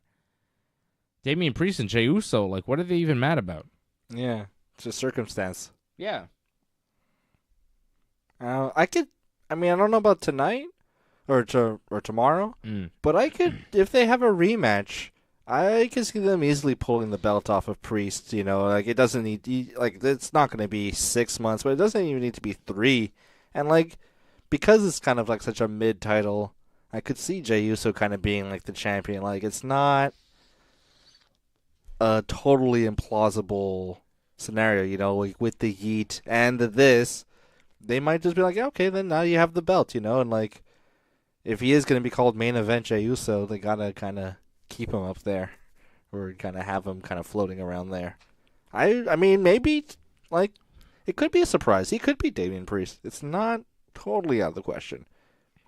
I don't think he's the guy to beat Damian Priest. I think if you're going to pass the World Heavyweight title on, you're going to have to pass it on to somebody that is legit main event. You're going to have to pass it on to maybe a Drew McIntyre, hopefully a CM Punk. Honestly, if Seth is going to be gone for a while, Punk taking the belt right now seems like the best move. We know the roster.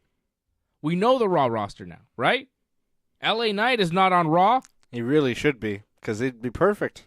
The next World Heavyweight Champion should be who? Because I think the next World Heavyweight Champion should happen soon. Because Damian Priest is not cutting the mustard. DJ Bourne says Gunther. I don't disagree with that.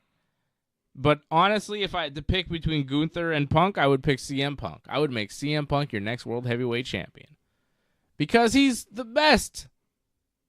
Like, Gunther's cool and all, and his promos are fine, but they're not as good as Punk's. Gunther's matches are really good and all, and they're really good, but I think Punk's are a little better. Punk moves the needle. Punk is a megastar. You know? He's a superstar. Gunther's cool, and I want him to be that guy, but over CM Punk at this point in the game, I don't know. Doesn't have to be. I'd go with the Punker. I want to see CM Punk as the next World Heavyweight Champion. Who do you want to see as the next champ, John? I agree with you. Punk, to me, not just like I want to see it, but I think it makes the most sense for Punk to be the champion because, like, Priest being the heel, it just makes sense that Drew's out. Punk sneaks in, gets the title shot, gets the title, and you can have Punk and McIntyre at SummerSlam for the title. It makes a lot of sense, and to me, Punk's, again, the most over guy on Raw. The most over guy should be the champion, or at least contending for your championship. So it just makes a lot of sense. That's what should happen. But for Backlash, prediction-wise, top guy. For prediction-wise, for tomorrow, I'm going with Priest, though. Yeah, obviously. Not Jey Uso. I don't think he's winning, right? I'm going to say Jey Uso. Oh, you're fucking wrong, man. Hey, you never know. No, it's going to be different. Like, it could not happen. going to be a lot of difference here, I don't think. I don't know. Priest is transitional champion, like, all over him. He does. But to Jey Uso? And then a big monster heel beats up on Jey Uso. It's more compelling. But Seth held it for so long. Mm-hmm. Then he dropped it to Drew at Mania, and then Drew immediately dropped it to Priest. Yeah, but in the Money in the Bank thing, it doesn't really make you, like, credible necessarily as, like, a guy to beat you bell to bell. I think Priest has to hold it till Money in the Bank and maybe even gets cashed in on at Money in the Bank and loses it. Yeah, for the irony kind of thing? Because he cashed it in, so he gets cashed in on? Wouldn't it be funny if Drew McIntyre won Money in the Bank, then cashed it in on Priest? Or Punk. Yeah, it could happen. Or Punk. But I think it would be funny if, like, Drew got cashed in upon, and then he cashes upon Priest in revenge, like, a few months later. Right? I mean, that would be funny. If it was Punk, it would be better, I think. Yeah. I don't know. I think it would be funnier if Drew did it. Because he'd be like, haha, I got you back. I just think there's more heat, though, because people were like, yes, Punk won the title, and then he loses it right away because of a Drew cash-in. I think there's more heat in that. Oh, this is the problem with the whole Priest thing. Oh, so like you're saying, like, you do Punk versus Priest maybe at Money in the Bank, Punk wins the title, and then Drew McIntyre cashes in on Punk, takes the title from him? That could happen. Exactly. That would be hilarious. That'd be good. I'd like that. And then as he cashes in, like, Punk also gets injured. Yeah. And Drew takes credit for Punk's it to be all. on the show for like 9 months. Hope not. Yeah. It's just Well, you know. he's like, yeah, I broke his ankle somehow. I was like, oh, okay. Fragile ego, fragile body, fragile spirit, you know. You know the deal. That's you know Bryan the Danielson now. What? Shut your Isn't mouth. that Bryan Danielson now? Like, Shut your mouth. He is the number one wrestler in the history of the game. He had the best match that you will ever see against Will Ospreay like a couple weeks ago. How dare you say anything bad about the great Bryan Danielson right now? What are you talking about? He's selling. the way the match ended. Like, I'm just saying, fragile body. It was a fragile mind. work, John. It was a work. It was the finish. It was the planned finish. Punk got hurt Well, his wife. in the Rumble and couldn't work Mania. Bryan wrestled the greatest match of all time and worked an injury at the end, and he's fragile? Sorry, no. I won't accept that. Bryan Danielson over CM Punk all day, every day, forever. Especially at this point, yeah. At all points. Like in 2013, we were like, maybe. No. But like, I remember when Punk said he was the best in the world, and I said, yeah, he is, except for that guy over there, Daniel Bryan. He's actually better. Punk was only best in the world on, Raw when Bryan was on SmackDown. Like, Bryan was always better than Punk. Always. Well, in AEW, like, Punk had more success than Bryan. I mean, you can say he had a great match, but his win-loss record is horrific in AEW. Oh, yeah, because that determines success, not the respect of your peers, the admiration, and keeping your job and not fighting everybody. It's wins and losses, the fake part of it, the work. Because Bryan is actually a selfless wrestler who gives and gives and gives to the business to improve the business overall. He's looking for the greater good, where CM Punk is a selfish wrestler who thinks that the greater good means him on top, because the only way they can all make money is if he's on top, because he's such a draw, and they should all thank him for drawing the house, because it's all about CM Punk and his massive ego. So, yeah, don't give me that, okay? Bryan is a good guy, helping out the younger talent, giving them wins, trying to push the business forward and make AEW more money and a bigger place, a better place. CM Punk said he was trying to make AEW a better place. How? By becoming the world champion, becoming the top guy, and just kind of being that guy. But when he gets hurt, where is he? So if you beat everybody and then you get hurt and you disappear, then you fight everybody backstage and you get fired, did you leave it in a better place? Did you push the business forward? Did you improve AEW in any way? Or did you hurt AEW? Were you actually a cancer in the dressing room, like Chris Jericho said? Did he make AEW better? I don't think so. I think he left it in a shithole. And ever since CM Punk left AEW, it's been in disarray. So is that the measure of success? Because you got a fat contract from WWE, is that success? If that's your measure of success, fine. That's a lot of people's measure of success. Maybe you're a Drake fan and you think Kendrick sucks. Fine. Maybe that's how you see the world. I see it a little differently. I'm a Daniel Bryan guy. I respect a guy with values, with self-respect and respect for his peers, and who's not selfish, who's not blinded by his ego, who's a family man. I don't have a lot of respect for guys that, want to fight everybody and think that they're always right and want to be the top guy all the time and, no one else can eat and that type of thing. I don't love that mentality in pro wrestling, but I am a massive Hulk Hogan fan, so,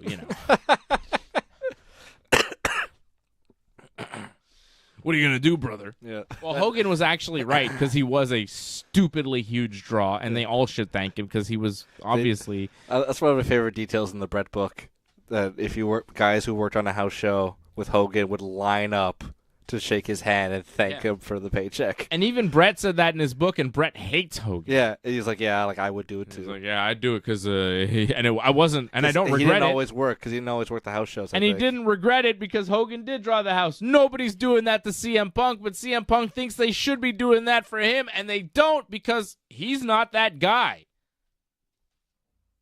Hogan was that guy. Punk is not that guy. Bryan Danielson is that guy. I bet you the whole locker room lined up after Bryan and Ospreay worked to shake Bryan's hand and to give him a goddamn standing ovation. I don't think CM Punk has had a match close to that in his life. I could give you 10 Bryan Danielson matches that are better than any CM Punk match you've ever seen. And I'm sure you can give me 10 CM Punk promos that better than any Bryan Danielson promo. You know, and that's fine. I like a wrestler, and I think Bryan's a good enough promo. I think Punk is a much better promo, though. Much better. Yeah. Great talker. Bryan's a wrestler. I like wrestling. Bryan would beat Punk in a fight. I believe that. Bryan has said it, too, which was really funny, because Punk was, like, fighting in the UFC at the time, and Bryan was like, yeah, I'd beat him, obviously. I was like, yeah, you would. Never got to see it. Like a true, like, they had feud. like a little feud, but like it was about AJ and Kane and all that. We never got it. Like that real, like a Brett and Shawn kind of thing. He ducked him. Is that what happened to Punk AEW? ducked him at every turn. Punk That's not ducked true. him. Punk That's not ducked true. him. He was scared to be exposed. He knew that if he went toe-to-toe with Bryan, that Bryan would out-talk him and outwork him. Punk ducked him at every turn. The only time Punk ever talked about wrestling Bryan was when he just won the title and he started talking about Bryan because he knew that AEW would never, ever, ever have him lose his first title defense. So then he started calling out Bryan because he knew that that's how he'd politic his way to get the win over Bryan. He fucking ducked him his whole career. In Ring of Honor, he knew he was better. In WWE, he knew he was better. And in AEW, he knew he was better too. He fucking ducked him. He avoided him. And still to this day, he fears Bryan Danielson because Bryan Danielson is 100 times the man that Phil Brooks is or could ever hope to be. Bryan Danielson is a real fucking man, and CM Punk is a boy in a man's body. Acts like a fucking child. Rey Mysterio, you're a boy in a man's world. And I'm a man who likes to play with little boys. Wait! No. That was a classic Kurt Angle quote. But yeah, I think, CM Punk just acts and behaves like a child. Bryan Danielson acts and behaves like a grown-up. I have infinite respect for him. Punk, I'm a fan of. I like him. I want him to be the next world champion on Raw. I think he's very entertaining. I don't have a ton of respect for Phil Brooks. I don't. It's too much, He's awesome. I like him, but I don't think I would like him as a person. You wouldn't want to hang out with him. I wouldn't want him as a friend. I think Bryan is a better friend. Bryan is probably a better friend. I think Bryan handles relationships with other humans much better than Punk does. That seems pretty obvious. You don't hear anybody say bad words about Bryan Danielson. On like a personal level? On any level. In the ring, outside the ring. I've never heard anybody. Even Ryback had like nothing. Even Ryback said Bryan bullied him, but it was funny because it's Ryback. Fun. Yeah, well, like Ryback has a bad word to say about everybody. He or said something about someone screwed him or something. But and Ryback was saying this in front of Bryan on that table for three, which was classic. But Bryan Danielson, you don't hear anybody say anything bad about him. Everybody talks about him like he's the god of wrestling that he is and deserves to be. And CM Punk, there's a lot of people say bad shit about Punk because he's rubbed a lot of people the wrong way. He's a legend. He's one of the greatest of all time. But, so was Ultimate Warrior. Doesn't mean he's the best guy. So was Shawn Michaels. Or Scott Hall. You know, it's very much a Brett and Shawn thing, where Bryan is Brett and Punk is Shawn. And I know that tears you up inside, John, because you're very much a Punk guy and you're very much not a Shawn guy. But if you look at it, you look at their personalities, way more parallels you could draw between Bryan and Brett and Punk and Shawn. And Punk Then thinks the himself other a Brett guy. Yeah, Punk thinks he's a Brett guy. Punk wants to be a Brett guy, but he's a Shawn guy. He actually is a Shawn guy. And Bryan is the real Brett guy.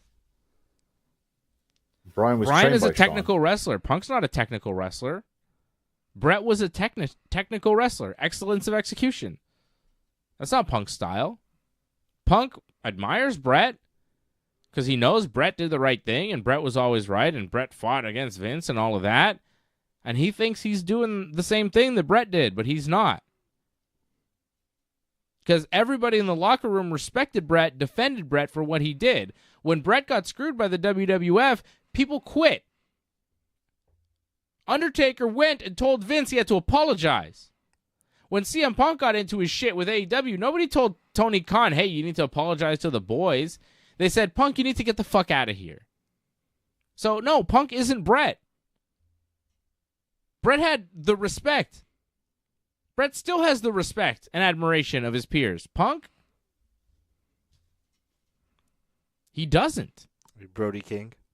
Yeah, I mean, some of them like him, but I'm one talking guy, about I'm talking about universally loved and respected. Like, okay, there's some few negative people about Brett because Brett says some shit about people, and it's gonna happen. But well, fuck Goldberg. Yeah, but Bryan, you don't hear anybody say anything bad about Bryan.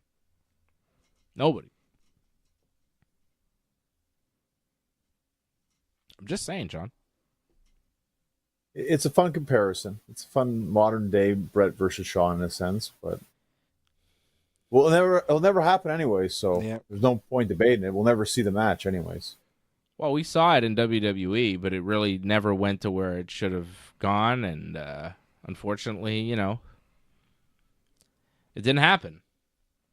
But I think Punk, always wanted to politic his way to beating Bryan and to being up on Bryan because he knew that Bryan was better.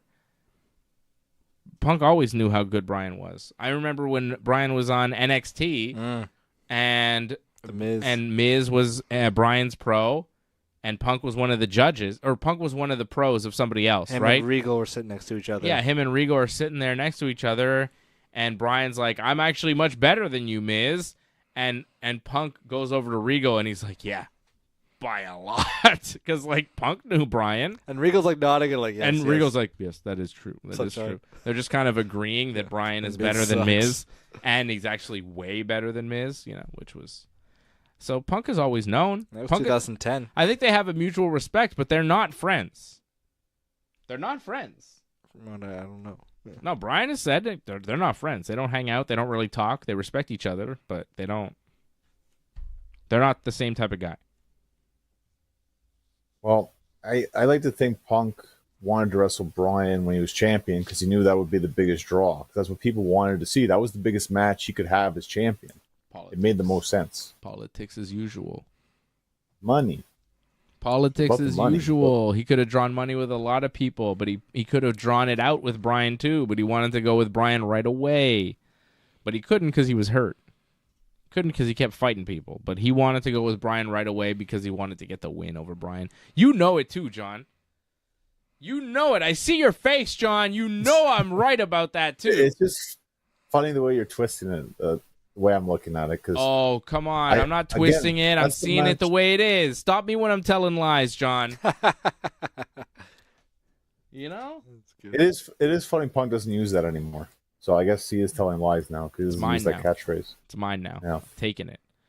All right, let's stop talking about CM Punk, although I really like him and I'm happy he's on TV and I hope he wrestles again. I hope he can wrestle full-time and not get hurt and just kick ass in WWE because, god damn, would he make Raw a better show, right? Wasn't it cool to see him on Raw? It's like, yes, this guy. It was great. I love this guy. I really love him. I feel like it sucks to say bad shit about him because, I do feel those things, but, I also fucking love him. I think he's great. But, he's got his faults. And also... It's like James Woods. But I don't know. I don't love him. But I think We'll see I him on take it TV. personal because John wants to be like, whoa, Brian sucks. He's not as good as Punk. And I'd be like, no, don't fucking say that shit. I love Brian because I love Brian so much that I will shit on anybody in the wrestling business to defend Bryan Danielson. Like, no one is safe. No one. Brett's not safe. Hogan's not safe. No one is safe if they go against the great Bryan Danielson. You fuck with him and it's over. What if he fucks with the final boss? He's the GOAT. Oh, that's tough, man. Did you read that Dwayne article I sent you? No, I didn't read all of it. I started reading it, and then I was at work. I didn't get time. It's bad, right? He's causing trouble? Well, yeah, just that he's like chronically late on sets, and he would instead of going like to his trailer for like the bathroom, he would like he owns like a water company, Voss Water. Okay. And he gets like a Voss bottle to pee in like while he's on set. I don't know if he does it like in front of everybody or if he goes to like a corner, but just like he doesn't. When like, you go work out a away lot, to you go got to to pee a the bathroom. lot. Yeah, he says he has So to, he pisses in bottles? yeah, like on set, like in front of and like gives it to like PAs to like throw away. Oh, that's mad gross. Yeah, and Why is he doing that? he's just like chronically late to like he was like late all the time to Ballers. And he's late all the time to his movies because he has his own schedule. He's clanging and banging. So Like yeah, WrestleMania. so like when he was late at that WrestleMania thing, and he was like, "Oh, The Rock was watching YouTube." I think he was telling the truth. I don't think he was like kind of working. I think he's like, "I was late. I didn't really feel like coming, or I was doing something else." Wow. So he just shows up late. Like, that's just And a like, thing. and actors just like are like getting less and less patient with it. Ah. Apparently, Ryan Reynolds and him like didn't talk for years. Man, fuck Ryan Reynolds. Ryan Reynolds. I'm not saying like, oh, poor Ryan Reynolds. I'm just saying like that's like a thing like Ryan other Reynolds actors don't. should shut his bitch ass up and acknowledge the final boss. Ryan Reynolds better not fuck with the final boss. But just people are now talking about like on set stuff, and like it was just funny in the article Mama Reynolds. where like you just Your boy's you blood. see like things come out, and then like the PR like of like the studio like when asked for comments, actually Dwayne was like on time all the time, and everybody loves him. That's right. You know, it's Because he's the final boss and everybody needs to That's right. shut the fuck up. Don't say bad also shit about the Rock. how his brother-in-law Hiram Garcia, or his former brother-in-law, Yeah. is like the run like he runs $7 Productions.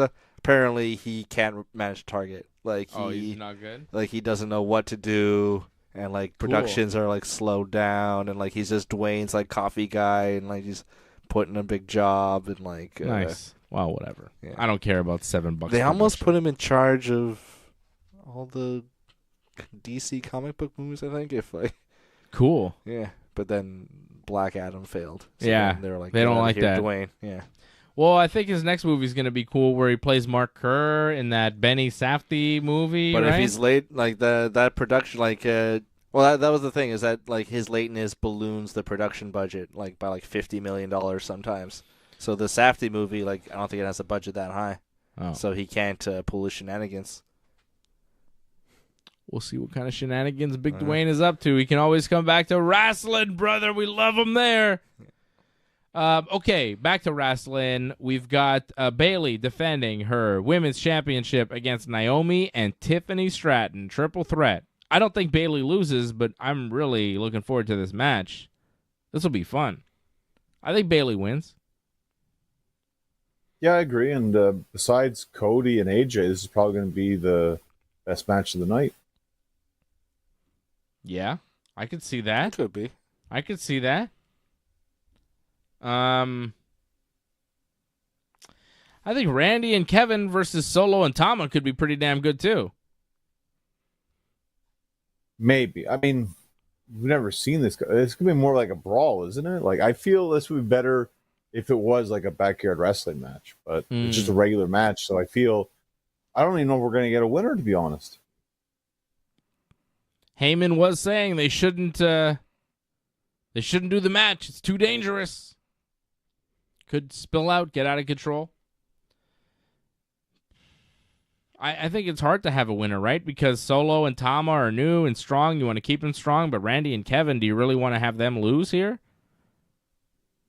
Well, if we do have a winner loser, I mean, Bloodline has to win because they've just been formed. This new Bloodline, anyways. But I don't know if we even get that. We might just get a no contest. Didn't Kevin take the fall at Mania?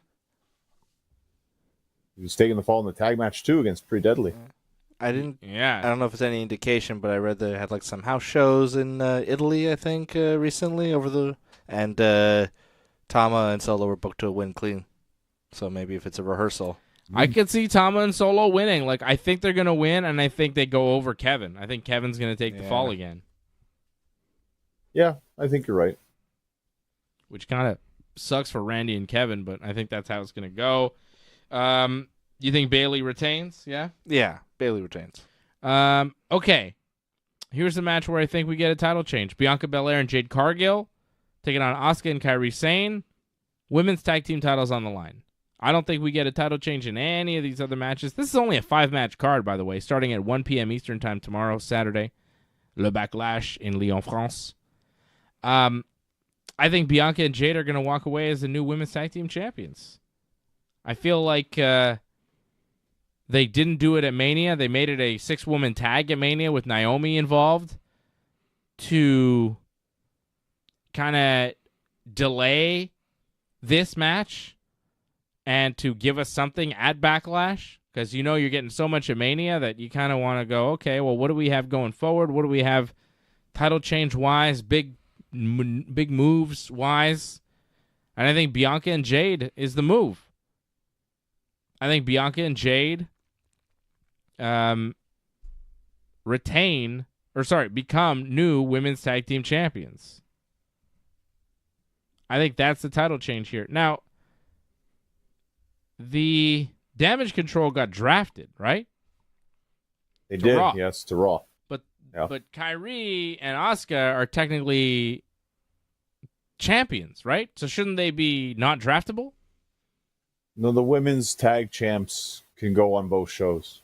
So they can get drafted, but it doesn't matter because they're on both shows because they're champions. Right. I think Jade and Bianca are going to be on both shows. Mm-hmm. I think that's the move. Yeah, I agree. I think they're going with Jade and Bianca. I think that's the title change. I think we see new women's tag team champions, and I don't mind. You know, Asuka and Kairi have held them for a bit. They've kind of been in the background as of late. Jade and Bianca are getting a big push.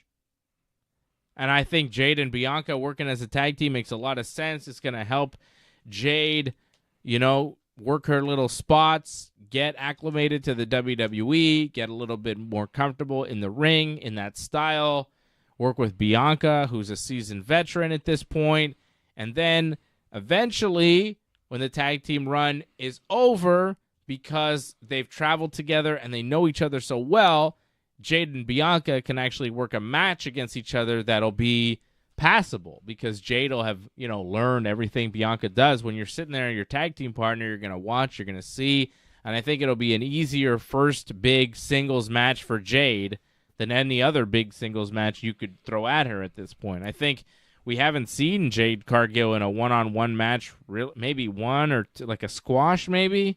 Against Dakota? Chelsea Green. Didn't she work Chelsea? She did, yeah. Yeah. But it's, they haven't done a lot, and they're sticking her in a tag, I think, to kind of keep her there. And when it's time for like a high-profile match where she has to work 10, 15 minutes, it better be against somebody she knows well. So working with a tag with Bianca Belair now for the next, few months, I think will help her get there. I think that's the move. Well, I don't know how you felt about it tonight, but Jade looked very much as you'd expect Jade to be. She missed her pump kick that she always does. Yeah. Like exactly how she missed against Jeremy Prophet, like way back on Rampage when they had that confrontation. Well, hold on. Hold on. Did she miss, or did whoever was, I'm not Dakota, sure. Was it Dakota? Kairi? I feel like they ducked out of the way because they saw that thing coming, and it was terrible. Because Jade hit it on our buddy Jeremy, who was working as a security guard for AEW, and she kicked Jeremy, and Jeremy went flying. And Jeremy's a big guy. If she hits that kick on one of these ladies, they're hurt. I feel like Jade didn't miss. They got out of the way. Because that's serious. That's a kick. She doesn't pull it. She's green. It's awful. She kicked Jeremy 5 feet. She went flying. He's a big guy. I don't think Jade missed. I think Dakota got out of the way because she didn't want to break her neck. For real, go watch it again. You see Dakota go, what? She's had some serious injuries too, Dakota. Yeah, she's not fucking with that kick. She's like, oh no. My career. Jade's going to kill me here. You think she missed? Well, I don't think she missed, man. I think they were like, no. That's a bad kick she does. It's rough. She hit Jeremy hard with that thing. It was hilarious. Well, it was cool with Jeremy because like he's on screen and then suddenly he's off screen. Yeah. Of how powerful that kick was. So that was kind of cool about this. But this looked bad because like blatant miss. That's the first move too. And then I felt like all the other moves she did is pretty much everything we've seen her do in the past. Like I don't feel like there's anything different about her whatsoever. Nah. I agree. But they're gonna win. Yeah. Well, yeah. I think that, that's the way to go. I think her and Bianca, they're a cool tag team. They look cool together. I think they're gonna do something. Well, also, they both got drafted first by SmackDown, so they got to justify that, right? They both got drafted first on both nights by SmackDown, so they have to justify it. More logic to the argument. So there we go. The only title change we are predicting Bianca and Jade as the new women's tag team champions, and that is Le Backlash. I'm saying Jey Uso. Oh, he's saying Jey Uso is going to become the new world heavyweight champion. That's right. Okay, but Johnny and I are both picking Cody over AJ, Damian over Jay. He's picking Jay. We all have Bailey over Naomi and Tiffy time. We've got Bianca and Jade beating the Kabuki Warriors for the new women's tag team titles, and we've got Solo and Tama beating Randy and Kevin.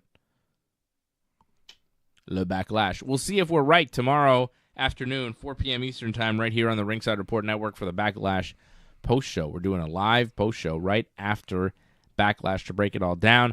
Let's jump into the AEW world, Johnny North, where Kenny Omega made his not-so-triumphant return to AEW in his hometown of Winnipeg, Manitoba. It was nice to see Kenny. He came out and talked about his medical condition and having a lot of problems and diverticulitis and needing surgery and potentially needing a colostomy bag for the rest of his life and potentially retiring. And then Okada came out, and the Young Bucks came out, and Jungle Boy came out, and they all attacked Kenny Omega, and they beat him up. And then FTR came out to try and save Kenny, which was weird to see them on Kenny's side. And they got beat up, and then Kenny got stretchered out of the arena, and then the Young Bucks threw him off the stretcher and kept beating him up backstage on the Rampage show that was right after Dynamite. It was kind of sad for Kenny's fans there in Winnipeg, but it was quite an angle that they shot there, and it seems like they're headed towards something with Kenny against the Bucks and the Elite. We knew it was coming, but we didn't know if Kenny was going to be medically cleared, and Kenny's words seem to say he's not medically cleared, he's very sick, he may never wrestle again, he may need a colostomy bag, there's all sorts of stuff. If he took trauma to his stomach, he would die instantly. Like, there's a lot of stuff they said. And then Kenny got beat up and took trauma to his stomach and all this stuff. And you're like, oh, I guess they killed Kenny. Oh, my God. They killed Kenny. Bastards. You bastards. They were bastards. They were bastards. Bastard guys. So, it was quite a move, and now it seems like we're on the road to Kenny and FTR versus the Young Bucks and Kazuchika Okada, which is cool.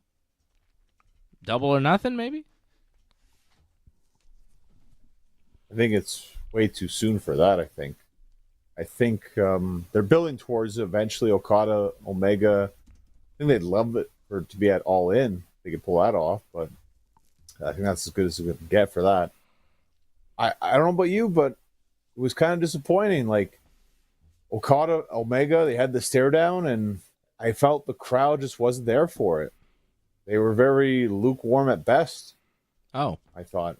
I don't know. I don't know how you felt. I'm sure you were going crazy. I'm sure for you it was like, oh, this is amazing. This is crazy. Yeah. I thought the crowd was very much meh. Yeah, I don't know. I was so hyped seeing that, when Kenny was talking and then hearing the coin drop and Okada come out, that music, the coin, and then the Rainmaker comes out and you're like, and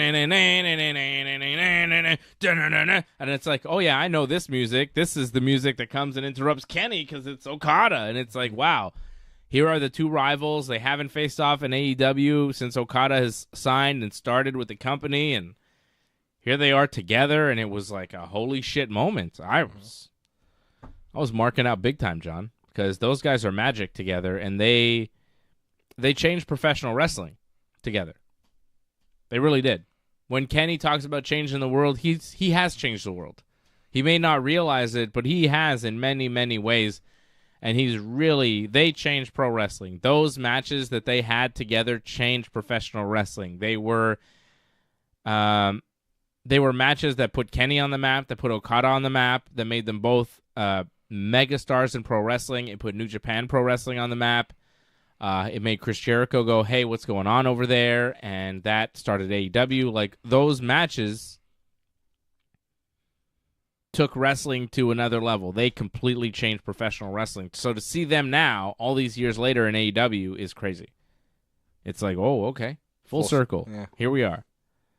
You've changed the game, and now you're in the game that you guys own, basically. I mean, you guys are the, you can call your shots here. This is like a new company in America that you've started. You're on TV. Like, it's a whole thing. It's very cool to see them together, standing there, and I'm sure it's cool for them. But as a fan of those guys and their rivalry and their matches and watching them for so many years, seeing them in the ring together at Dynamite this week, it was really special, especially in Kenny's hometown. Like, they've done it in Okada's hometown, but they haven't done it in Kenny's, Yeah. It was really cool.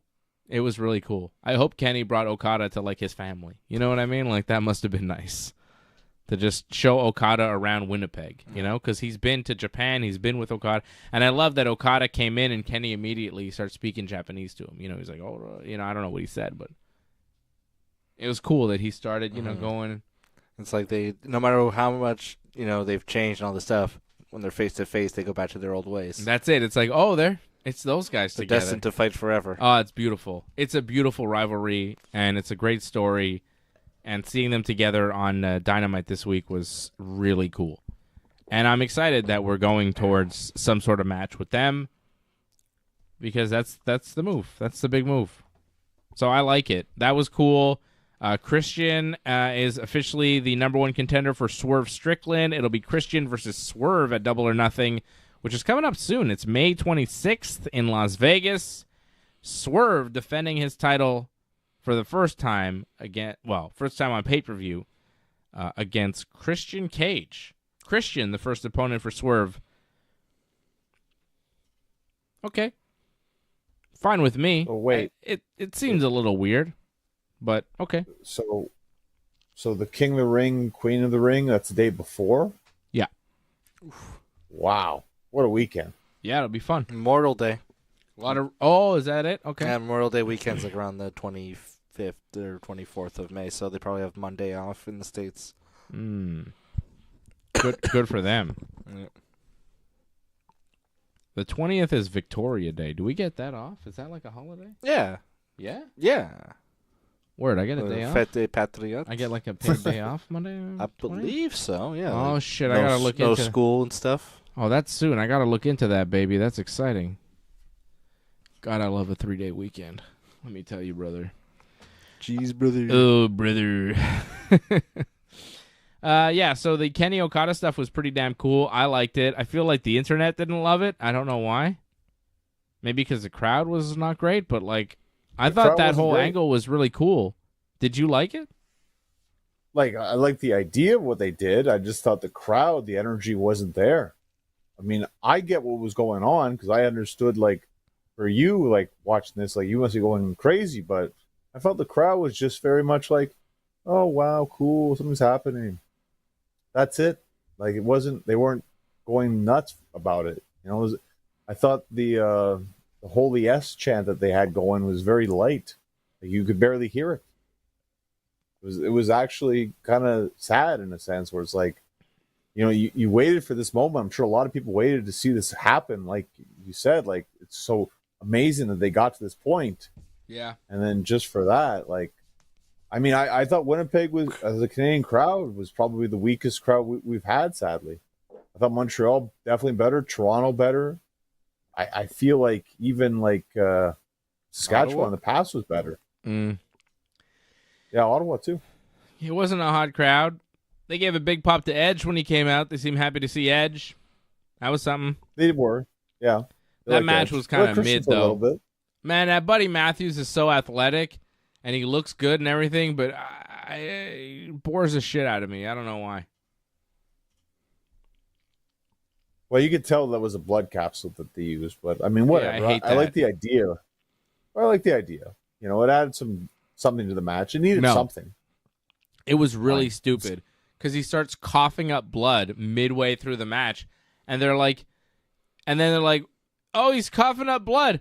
We'll follow this and picture in picture. And I'm like, okay, so something horrible just happened. He's coughing up blood. He's got internal Stop bleeding. the match. Maybe we should stop. And then the match went on for like another 15 minutes. I was like, oh, well, this is dumb because if anyone starts coughing up blood in any sport, they stop right away.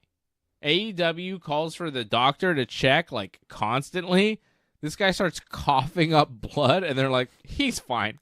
Keep it going, guys. It's fine. We're the safest company in the world. Yeah. They're Harvey Weinstein. We're safe, guys. It's safe here. I got a neck brace on at the NFL draft. Ask the Hardys how safe it is in AEW. They had a rough go of it. Yeah. Yeah, ask the Hardys how safe it is wrestling Isn't Sammy Guevara. Doesn't he have like concussion problems too, Sammy? I thought he was like suspended Oh yeah. indefinitely because he's because of dangerous. yeah.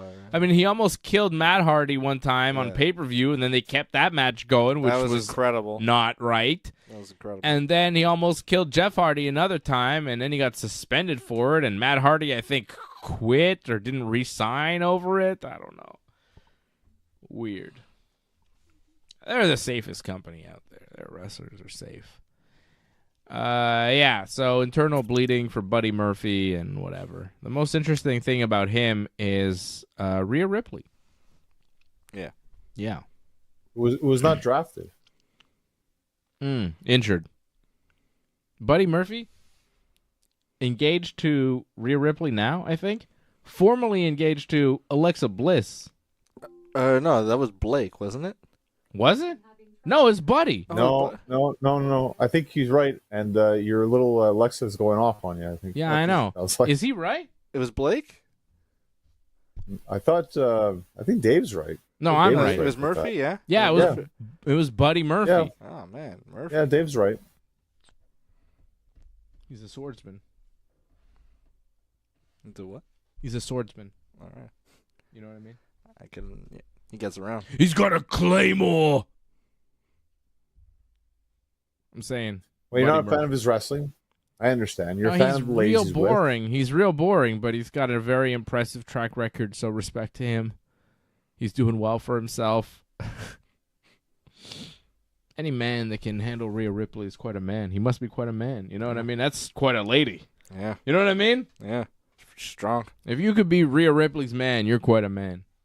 Because that's mommy right there. It's quite a lady. Just a big spoon. Big tough lady right there. Big muscle lady. Big jacked. You know what I mean? Kind of scary. Kind of looking. nestle you, you know. I wasn't a Yeah, fan that's that it. WWE exposed that, though. They shouldn't have exposed it. Why not? Kinda weird. Expose their relationship? Why not? Who cares? I think it's cool. Isn't Dom supposed to be in a relationship? Like Man, on Dom is television? talking about how he got Dom got married to some lady, right?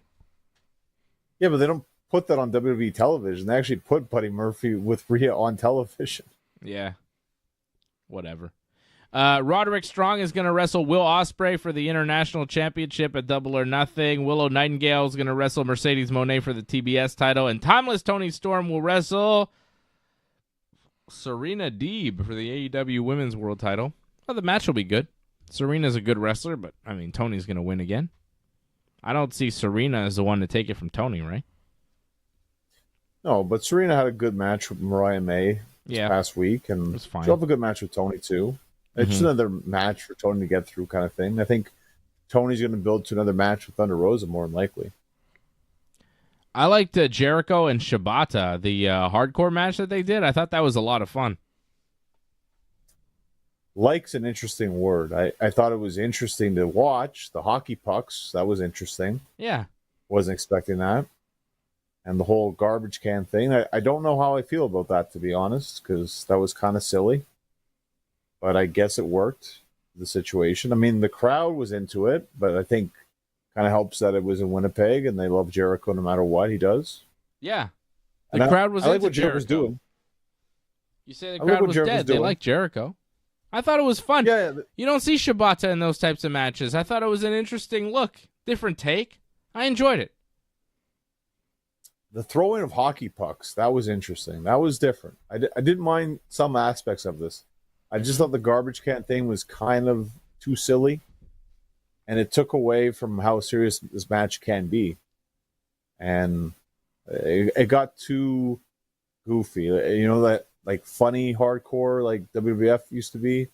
Like it felt like we had some serious moments, and then we got to some of that wacky Like Al WWF Snow Crash Holly, Yeah. Crash Holly kind of stuff. Yeah. Spike Dudley. I'll tell you, I'll be honest, I didn't see that Willow Nightingale Sky Blue match, but I heard they did all sorts of barbed wire and shit. It sounded crazy. Did you see it?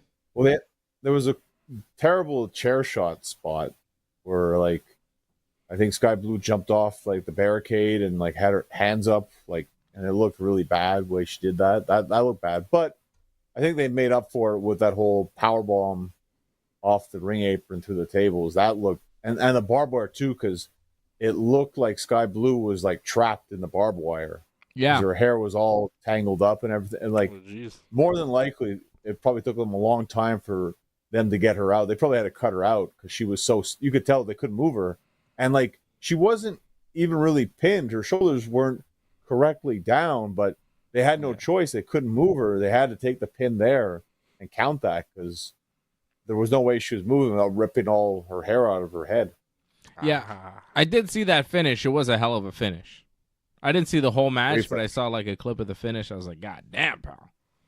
That's crazy. There was also a moment, too, where Willow, like, I think tried to give Sky Blue like a suplex, reverse the superplex off the top into thumbtacks, and ate all the thumbtacks herself, and Sky Blue, like, barely got thumbtacks.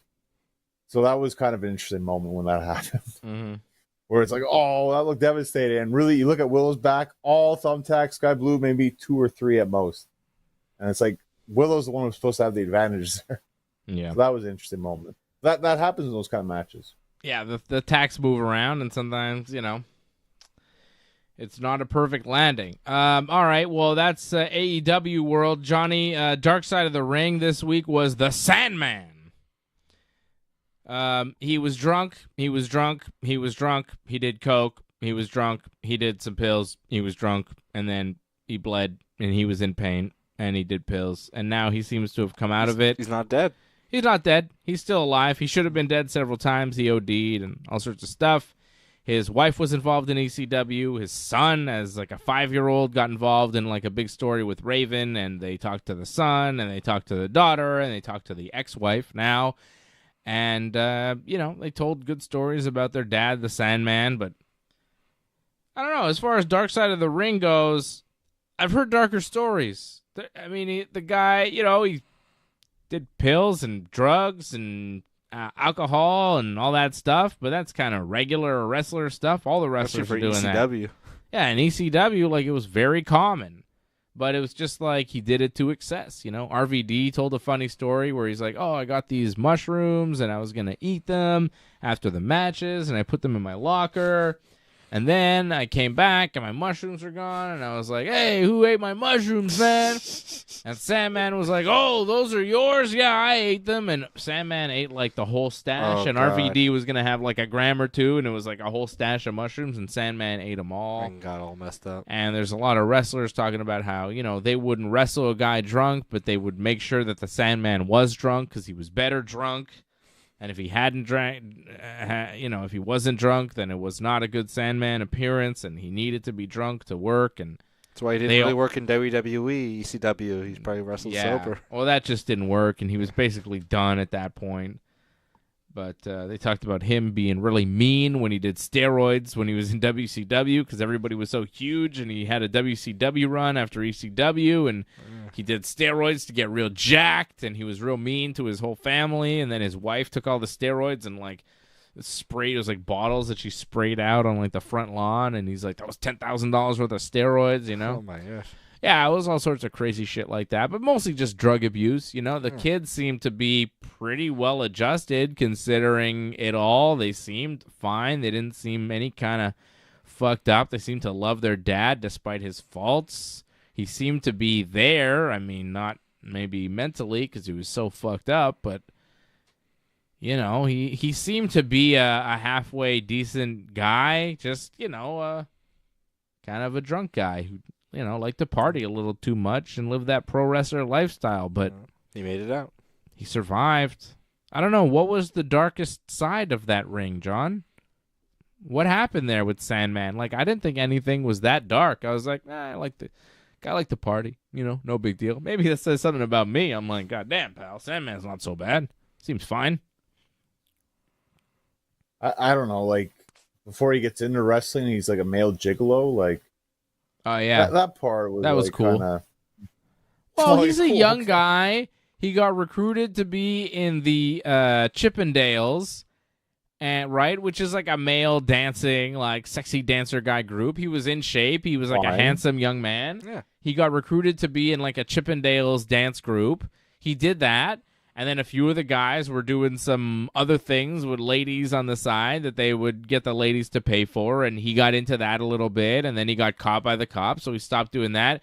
That honestly does not strike me as that crazy. That's a story that's very common. When you're like a stripper, sometimes you veer into you know, sex work, you know? You like, know, some wrestlers were in pornographic films. Yeah, that's it. Like, I don't know. That part of the story with Sandman, like, when I just did the recap of the story, John, I didn't even mention it because I didn't think it was that big of a deal.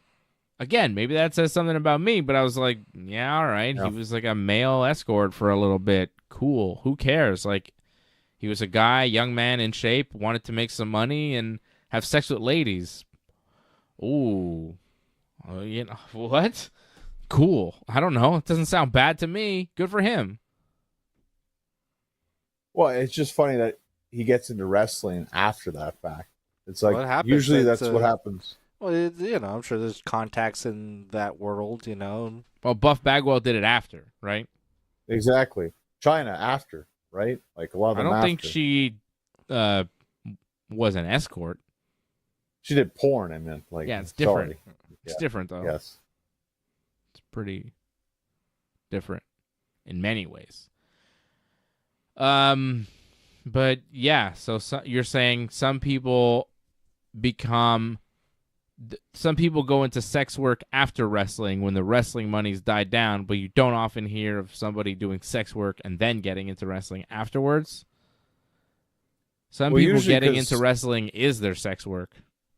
Just ask Vince McMahon, pal. We get kind of greasy when we go down that road right That's there. right. I mean, it happens, man. I don't know. It didn't seem that bad to me. What Sandman was doing seemed kind of regular. Well, I don't know, I John. just find as a fan of like ECW watching it and Sandman, like this only like barely scraped the surface of what happened with him in his career. Like it only touched on a couple of parts, and like the main thing that they showed was the whole Raven crucifixion angle. Yeah. Which was kind of fun in a sense too, because it's like Kurt Angle's the one who had the problem with it. And they mentioned this on the Sandman's podcast. Like, it's funny, Kurt Angle has a problem with it, but Kurt Angle doesn't have a problem with it when The Undertaker does it in WWF. That's okay. Yeah. I mean, whatever. We know that story, though. I've heard it a million times. Oh, Sandman crucified a guy, so I didn't want to go to ECW. I've heard Kurt Angle tell it a million times. Who cares? Yeah, well, that's it. That was the main part, but there were so many other parts I feel like they missed out on. like he went to WCW. That whole thing would happen with falling out with his wife. But his wife, when he went back to ECW, still worked with him and was involved in angles after the fact. Who was his Like, wife? I wish they would have. Was she a wrestler? Peaches. Yeah, She was Lori like a manager Thornton. in ECW. Yeah, okay. I mean, they could have got into that, I guess. I don't know. And Didn't seem like much whoa. there. And that whole thing where him in WWE at the time. Remember that angle that happened where they thought he was like Vince's son? There's a whole thing with that. Like he wasn't supposed to be there, but he was still there. He was There one of was the a guys whole- rumored to be Vince's son. I don't remember this at all. I don't know what you're talking I about. mean, a lot of guys were rumored, like, you know, Vince would look at them like, "You're not my son." I don't know what the hell you're talking about. He was involved in a segment with that, but he was supposed to leave the ring, but he didn't leave the ring because they kept saying like all the things that he had blonde hair at the time. Oh and all yeah, this. it was just him and Mr. Kennedy or something. Right. It was like that because they kept put all these characteristics. It was all nothing changed, but he was supposed to leave beforehand. They got all mad about that. Okay, I get it. They didn't talk about that whatsoever. And I'm not saying that's what led to him being fired, but I think there was another story about him getting fired from WWE that they didn't really talk about whatsoever. I felt like, again, there's a lot of stuff they could have talked about when he exposed himself for like pretty much a whole match, and they had to work around that, and they lost the venue ECW because of that. I felt like that's a huge moment that needed to be talked about. What? That wasn't talked about whatsoever. Yeah, His exactly. dick was out for a whole match? For a whole match. His dick? Like there was a hole in his jeans or Yes. something. How come? No, he took because he was so drunk. Oh, They just decided to take his pants off, and they had to wrestle with that. that With was his dick out? at the ECW arena. Yeah. No. It wasn't East Arena. It was like in Florida or something. But they lost the venue because they could never run that venue ever again because that happened. Like Yo, if that your- needed to be If in your this dick's episode. out, the match is over, man. I'm not wrestling you. That's crazy. Think about that. The whole and it was like a 8-man tag or something too. So like there was a lot of people involved. I think Raven was just laughing his butt off. Apparently, what the story goes. But Rhino was super pissed. I think. Right. Yeah, Rhino doesn't want to gore that guy. Why not with And balls in that's his another head? thing too. Was Balls But Mahoney there? like, I forget exactly. Like I think Tommy those Dreamer was there. balls. Tommy Dreamer was trying to protect the whole situation. Trying to protect Like the nuts. this is why I highly suggest the Sandman's podcast. They kind of did like a breakdown of this episode, and they kind of helped explain the questions I had that the episode didn't really give off this one. And a lot of what you said too, where it's like, oh, people didn't have a problem with him being drunk. That's not 100% accurate. Some people did. It just Sabu and RVD didn't have a problem with it Yeah. because they can work around that. Yeah. But I could imagine other people definitely had a problem and didn't want that to happen. Rhino, again, I could bring up Rhino. I don't think Rhino was a huge fan of that stuff. So, hmm and I could imagine guys like Lance Storm or something like that wouldn't be happy with that either. Yeah. Well, I don't know. There's a lot of stuff that I'd heard. It's just kind of basic. It was not my favorite episode of Dark Side of the Ring. It's like it's a little more bottom of the barrel kind of stuff of just like Yeah. traditional kind of. This one really felt like, what? This is all they have? It's like, what did the Sandman ever do? Some of these other ones have been good, you know? But this one was kind of Was weak. a sensational Sherry one recently? Sherry was much better. 'Cause there's some um, darkness there. So far this season, they did Earthquake, which was pretty good. Buff Bagwell was pretty good. Terry Gordy was pretty good. Brutus Beefcake wasn't my favorite. Harley Race was all right. alright. Chris Colt was real interesting. I didn't know much about him. Chris Adams was decent. Sherry was good. Sandman wasn't great. And then Black Saturday, The Rise of Vince is Oh. the final episode. So they're going to talk about Vince McMahon taking over What do you like? WTBS. WTBS Wrestling. So we'll find out more about Vince next week on the final episode, the season finale of Dark Side of the Ring. Johnny North, I know you have a big match. When can people see you this Sunday in Laval? So yeah, this Sunday, 4 p.m., the big show, Pandemonium 2, and then a last man standing match. It's going to be a crazy show. It's the last show of the season for Torture Chamber. Show starts 4 p.m., 1000 Boulevard d'Avenir. And I believe they've pretty much close to 300 tickets, I think, already sold. So All right. should be a packed show. Well, I'm looking forward to it. I'm looking forward to it. This coming Sunday, Big Johnny North in a big match. Go check him out if you're anywhere in the Montreal or Laval area. More info at North Genesis on Twitter, at Genesis Johnny North. On Instagram, you could follow me at Dave Simon MMA on all the things. RingsideReport.net is where you need to go. Go to our official website, RingsideReport.net. Merch.RingsideReport.net to get all the merch, and membership.RingsideReport.net, and join.RingsideReport.net to support the channel, just like Angelo Contagonis does. Of course, we see Angelo in the chat. Good to see you, Angelo, and all the other supporters checking out over at membership.RingsideReport.net and join.RingsideReport.net. We will be back here tomorrow afternoon around 4 p.m. on the Ringside Report Network for the WWE Backlash post show. This has been the Backlash preview show on Wrestling Uncensored. Thanks for sticking with us to the end.